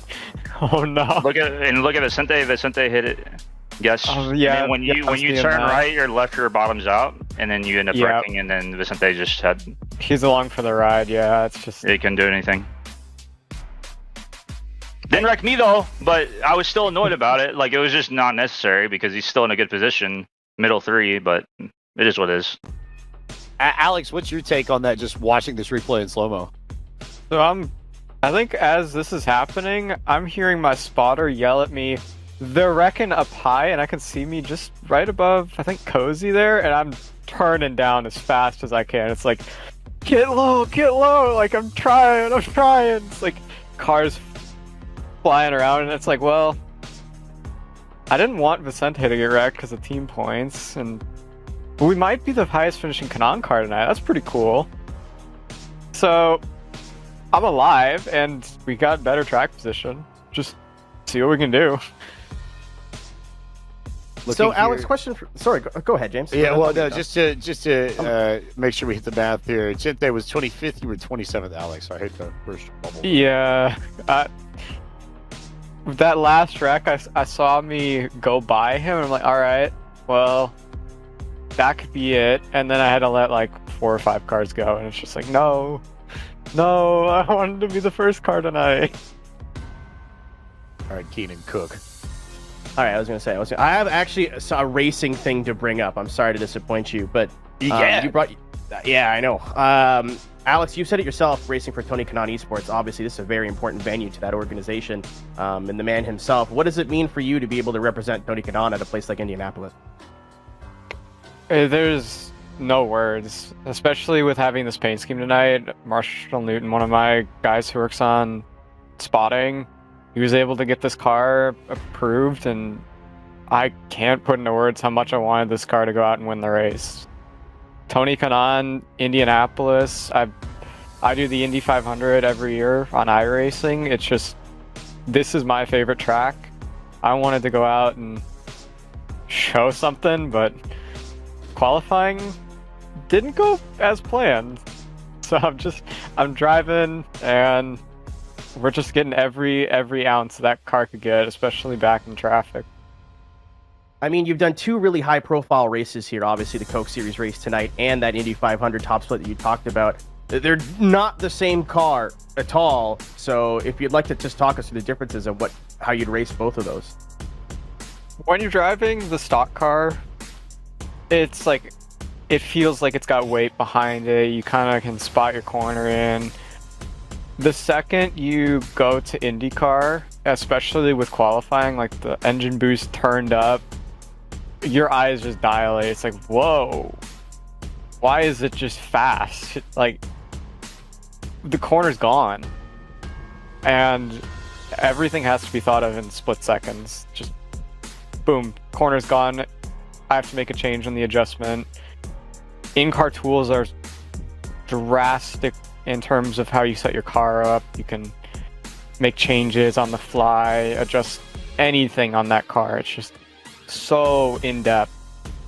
Well, when you get to NASCAR, it's a lot of prep work goes in beforehand. You gotta work on dirty air handling, clean air handling, spending so much time getting that dialed. Well, IndyCar, you can kind of adjust as the race goes on according to the track.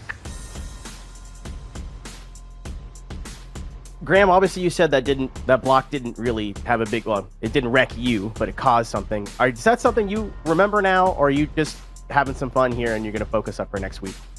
No, it's just short-term memory. I was just mad in the moment, but it didn't wreck me, but it was just unnecessary, I thought, but Dylan said sorry. It was fine. I'm just giving him crap, but so we don't have a Graham Bolin death note, is what you're saying. We don't have a list of names that you've been accruing for the last couple of races. I just feel like that's just like a bad road to go down. Like, unless someone's just out there to get me all the time, then no, I'm not doing that.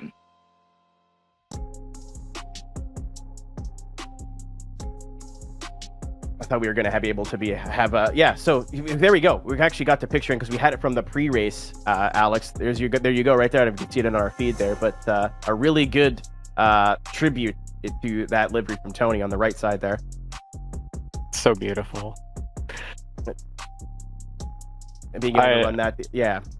I hope this car stays for the rest of the season.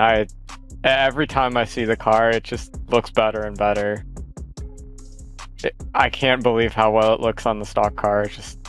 Everything translates. And this has got to be my favorite paint scheme this year, especially since it's been 2, but especially of recent memory. That's an amazing looking race car. We have a tradition up here. Both of you guys I haven't seen in a while. Alex, is your first time up here. We have a tradition for our post-race show where we ask a question of the day. That question this week is: the Cookie Monster will be the Grand Marshal at this weekend's Brickyard 400. I promise this is relevant. A lot of us have seen Sesame Street, but Graham, we'll start with you. What show did you have on repeat as a kid? I mean, I don't know. Like, my mom liked Law and Order, so I would come home, watch Law and Order sometimes, and then watch a lot of YouTube, to be honest. And then, yeah, Law and Order SVU, and NCIS. My mom loved that, so I would have to watch that because we only had one TV. But like, yeah, that's pretty much it. I didn't think we get Law and Order and The Wiggles for the same answer, or this answer to the question tonight. We were playing the full board here. I get you though. Used to watch a lot of Judge Joe Brown growing up. Alex, same question to you. A lot of times it was like Pokemon. I loved that. Thomas the Tank Engine. Teen Titans, like the original from Cartoon Network. That was on all the time. Man's an aristocrat. Hey, I'm glad that someone has great taste too. Before we let you go, I got one that's personal. What's the deal with your Discord profile picture? What's that about? Oh my gosh.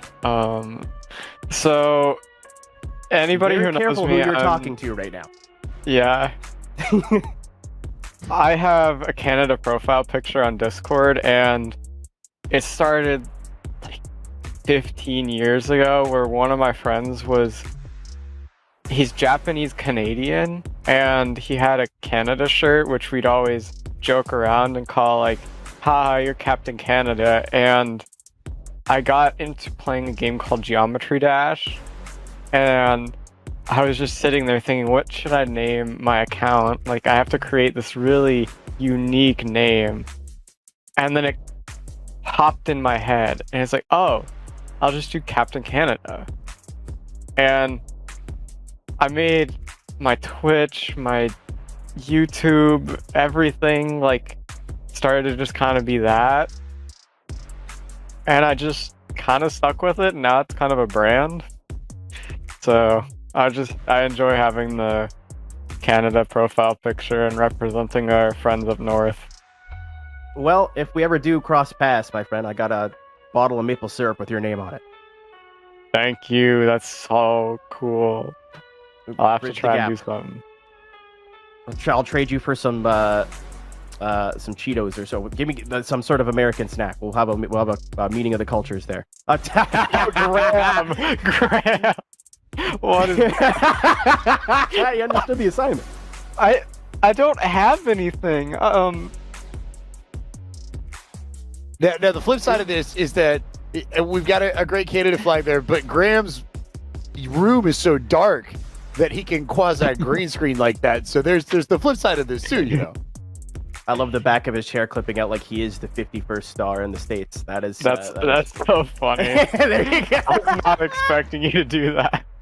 I'm surprised he didn't just go with the full Texas flag, because Texas is almost a country unto itself if you listen to the people from Texas. Well, I mean, it's part of the USA. Come on, like we're not our He was own like, state. USA, USA. We can't even keep that power grid on if it snows, man. It's over. Hey, man, up north can keep the power on. Well, yeah, you are built for it, but I mean, look at my background. I'm just glad that you all are finally exporting your great state treasure Whataburger to the rest of the world. Thank God.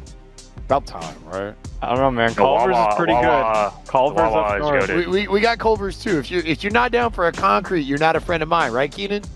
Yeah, you dang right. I almost said the word I'm not supposed to say here. But thanks you both for coming up here to chat with us. It was nice to see, especially you, Alex, first time up here. And good luck for the rest of the season. One race to go until that playoff starts. Thank you, guys.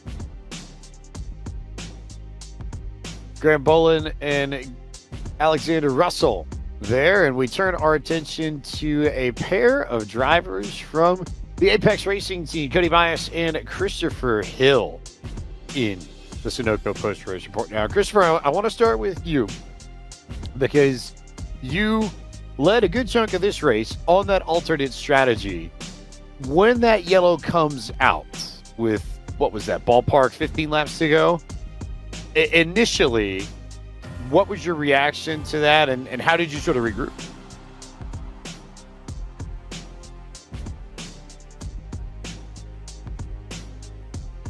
For entering pit road too late. So, I wrecked twice in the first 10 laps of the race. I mean, at that point, it was just do anything off the wall and pray. And, I was literally out of gas. Like, I couldn't have gone anything further. Like, that was the best timing yellow I've ever received. And we were sitting there panicking. Like, we didn't know if we should put on 2, 4. We didn't know where the field or how strung out everybody was. So, we just strapped 4 on it, and somehow, some way, we lined up 10th on those starts. I just wish we could have got some green flag laps.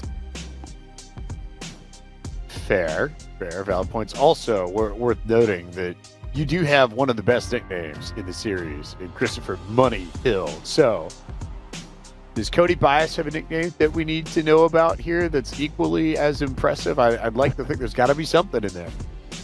No, definitely not. I've the most bland name you can think of, so definitely do not. Surely you can't be that bland guy. I mean, Keita, that hurt my heart. It almost just seems like he's kicking himself down. I mean, we got CB sitting right in front of us here. Like that's right. Not quite money, but you know. Yeah, I can't compare with money for sure. I mean, they call me Bias majority of the time, but that's my name, so yeah. Nothing wrong with that worst case scenario. They call me Pike all the time too. So, do you still have your first name rights at some point? It doesn't seem like it, but I do.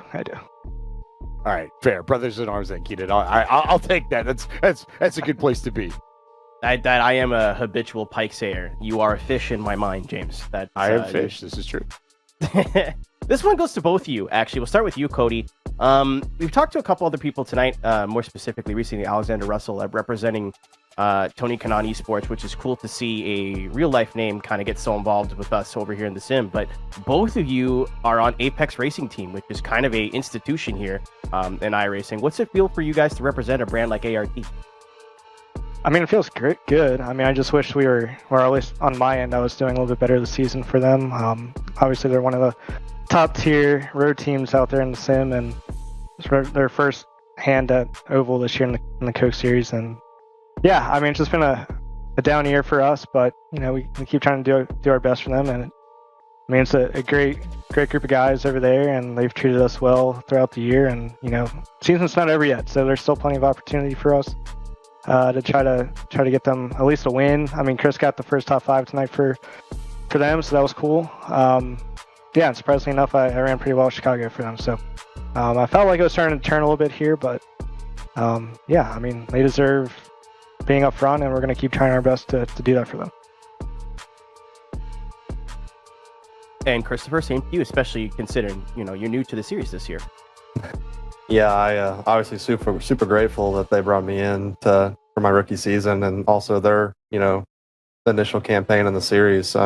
They got so much success on the roadside that kind of comes with that pressure. Like, you want to do good for them, you want to make them look good on the track. So kind of up and down. Start of the year out really slow. So, but I said every week, just gotta try to build on finishes and start running better every week. And I think up to this point we've done that. So yeah, I'm glad to keep getting closer to the front with their cars, VRS on the hood.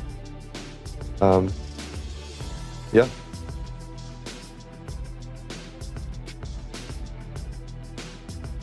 So again, obviously, both you guys representing Apex Racing Team, first year for them in here. Cody, it is not your first year in the Coke Series. We've seen the name Cody Bias more than once. How has it changed for you over the years, whether that's the car, the drivers, just how has the series progressed in your eyes? Just everyone's a lot closer, speed-wise. Like, the gap when I first started, there was quite a big gap from first to like 40th, but now it's just everyone's so close and competitive. The cars are, a lot more identical than they were back when I first came into the series. Yeah, the aggression's also way higher. That's been my Achilles heel, obviously. I mean, you saw tonight. I mean, just for me, not being aggressive enough is what caused the giant wreck. So it's just trying to adapt to that, but still being able to make it back into the series each and every year. So that's a lot about, my will to, still do this. I've been doing it since probably like 2012, 2013 or so. And it flies by, truthfully. But yeah, every season seems like it's more and more challenging. But yeah, I still definitely enjoy doing it every season. So as long as I'm still competitive, I feel like if I can still make the series, I belong here.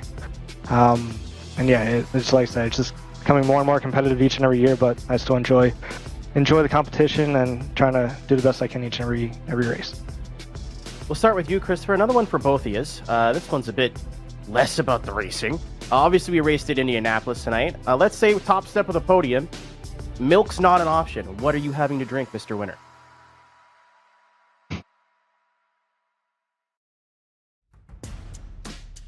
He's pondering the orb. He's thinking. A thought is coming. No milk. We're talking about Indy in particular. Indy in particular. If it's what I feel like, if you say milk, that's fine. But we have the option of anything in this edge of your seat hypothetical. All right, this is unpopular, but if I took milk, it would be chocolate milk over regular milk. I don't know if that's abnormal, but I mean, you can't go wrong with just crack open a Coors Light. I mean, just have a beer. I mean, you got to celebrate with something. My man really did say couple cold ones. Chalky was a fully acceptable answer. And if anyone has anything to the contrary, I don't really want to hear from him. Cody, what's your take? Yeah, I don't know. I'm a big iced coffee guy, so I mean, I guess that's borderline. You're gonna pour iced coffee on yourself? Yeah, I mean, what? I mean, I could do Gatorade or anything like everybody else would do, but I don't know. That's my go-to drink. I at least have an iced coffee each day. So definitely not beer guy. So that's all Chris. So you're gonna smell fantastic or awful. I'm not quite sure. I haven't decided yet. I noticed that neither of you mentioned the delicious, refreshing, and crisp ice-cold Coca-Cola Zero Sugar. Is it the best Coke ever? Have you tried it first? Take a taste and see. Thanks, James. That was a whiff. I was hoping we'd get one Coke product mentioned, but apparently not. The sponsor checks haven't cleared, is what I got out of that. What about our question of the day, though, Keenan? Because that's been a lot of fun. I'm curious to see what these say. We've gotten some really interesting answers. I don't think anyone's going to top Graham, but we'll try. We'll start with you, Cody. So for those who are unaware, we do a question of the day up here. We ask everyone the same thing. This one, the Cookie Monster, will be the Grand Marshal this weekend's Brickyard 400. A lot of us have seen Sesame Street, but what show did you have on repeat as a kid? Oh my god, it feels like forever ago. Yeah, so you can really tell the generational gaps between the new guys and the old guys with how quickly they answer this question. The only thing that comes to mind, and it's probably not even the one that I watched a lot, but it's just the first thing that came to mind. Rocket Power. Rocket Power was my go-to when I was younger. So that was definitely one of my favorite when I was younger for sure. My guy, woogity woogity woogity woogity woogity. Riders on a mission, baby. Yeah. Yes, sir. And Chris, how about yourself? I'd say when I was fairly young, it was just Scooby-Doo. I'd come home, and after I do my homework and stuff, I'd literally fall asleep watching Scooby-Doo as a kid. And then, as I got a little bit older, it's kind of when SpongeBob took over, so slowly it moved to that. That's super generic cartoons, nothing exciting. I feel like everybody we've talked to tonight has at least mentioned SpongeBob. Only one person has said Law and Order SVU. I'm still trying to come to terms with that, James. Criminal Minds used to be a good show. Criminal Minds, yeah. Kids show, Law and Order. Thanks, Graham. You're right. I mean, yes. Keaton, but on the same token, since we're sort of going down that road, if Graham's parents made him watch Law & Order SVU, mine made me watch Squawk Box for breakfast. So I learned all about mergers and acquisitions. That was I feel like that explains a lot of who I am now. Set yourself up for your future success. Maybe. Although the Scooby-Doo one, no one said Scooby-Doo, and that is genuinely a good one. And I would say that even if we didn't call Philly's legend Nick Castellanos Scooby-Doo as well, he did once say Scooby-Doo was his favorite superhero. So we love that. But I digress, Keaton. I digress. Well, gentlemen, of course, it was a pleasure to have you up here. We're getting pretty late here. We'll let you get on out of here. Hopefully this is not the last time we speak to you this season, but thanks for coming up. Thanks for having us. Thanks for having a little bit of fun with us this evening. Appreciate it. Yeah. Thank you, guys. That's our Apex Racing team pair, Cody Bias and Christopher Hill on the Sunoco post-race report. Let's take a look at the final results from Indianapolis one more time, Keenan. I know we touched on it at the top of our Sunoco post-race report, but just looking at the top 10, any other stories stand out to you? I mean, Graham Boland with his travel schedule to squeak out of here with a top 10 is huge. I mean, obviously it's not, he's got a mountain to climb for points. Parker White doing the best to solidify himself into the playoffs this season as well. Graham Boland obviously with a top 10. My boy from Calgary, Connor Yurshak there with another solid top 10. Michael Guess, one of those dudes that was saving fuel, made it work for him, and it still ended up with a good finish. And I'll always sing the praises of one Jordy Lopez. Nice to see him get a podium this evening. We normally would look at the full field rundown, but tonight, Keenan, we're going to do something a little bit different. So let's talk a little bit about playoffs. Playoffs? You kidding me? Playoffs? These drivers up at the top can win a game and have won a few races. They're locked in. Zach Novak's locked in on points. Parker White's locked in on points. It is going to be a free-for-all, though. Evan touched on it at the end of the race broadcast. Duval through to Ryan Luza could, I think, realistically race their way in or out, and then everybody 15th on back. And even if you can race your way into the top 20 by night's end and come away with the checkered flag, you can't rule anybody from Yershak out either. No, especially with the winning you're in. All it takes is, we had 3 green-white checkers tonight. All it takes is some lucky positioning and a little bit of kiss from the racing gods, and you could see any one of those 10 names bump up into that top 10. Especially names like that have been kind of on the cusp. Seth the Merchant has gotten very close this season, just kind of hasn't had the consistency to be able to be in it on points. And even those who aren't in on points, look at Zach Novak and just how much of a lead he has over last season's champion, Parker White, for 6th. And then, as you said, James, as Evan touched on it, 11th, 12th, and 13th, all tied. So even if we do have a couple names getting in on points, not just on wins, that doesn't settle anything, not by a long shot. Also worth noting, just off this graphic, but Malik Ray, Christopher Hill, we just talked to, and Blaze Crawford, even they could win. They're 21st, 22nd, and 23rd in points. They could win and find themselves in the playoffs. Here's the back half of everything here. So Ray, Crawford, and Hill could win and land in the top 20. Everybody else, there has to be a lot of mathing, but then you start looking at the battle to try and make your way into the top 20 to lock yourself into the Coke Series for 2026. And for those who don't make the playoffs, that's where their focus is going to shift when we get to the final few races of the year. Yeah, and I don't think you can understate how serious that is. That takes a lot of pressure off you in the offseason. You don't have to worry about fighting your way in. You can start working on setups and strategies and everything like that just to make sure you have that comfort coming into 2026. So as much as we are going to be looking for who makes it into the playoffs and obviously who's going to be our champion, that is a lot of battles that are very important on the racetrack and are very important to a lot of these drivers to be able to lock themselves in and take the weight off, James, coming into 2026. But again, we talked about it a little bit with Jordy. Here is your current segment 3 driver standing. Steven Wilson kind of just being the force to be reckoned with, as he always is, towards the top of the board. But Vicente Salas has had a heck of a segment here, and in 4th place, Zach Novak seems to be habitually in the top 5 now. Jordy Lopez with a breakout season, regardless of what happens and what he chooses to do with it. A lot of names that we expected to be up here, and a lot of names, especially knocking towards at this top 10, that have had just really, really good bounce-back seasons. Yeah, Luza finding some speed in this next-gen car stands out to me. Christopher Hill, I think, has found some speed in the second half of this season. 9th in the segment 3 standings. You can see the lead of this shift, I think, realistically within the top 4. You can see, just depending on how Pocono goes, this order shift a little bit. The other point I wanted to make, just sort of rolling back to the battle for top 20, we don't know yet what the structure is going to look like for getting back into the Coke Series in 2026 with the change in the schedule format. So this season, I think, Keenan, there's probably a little bit of added pressure if you end up on the wrong side of that top 20 cut, because you're going to be sitting waiting for a little bit trying to figure out, well, how am I going to get my shot back into the Coke Series anyway? Yeah, someone we really didn't talk about tonight, James. Parker White. He's sitting 20th there in the segment standings.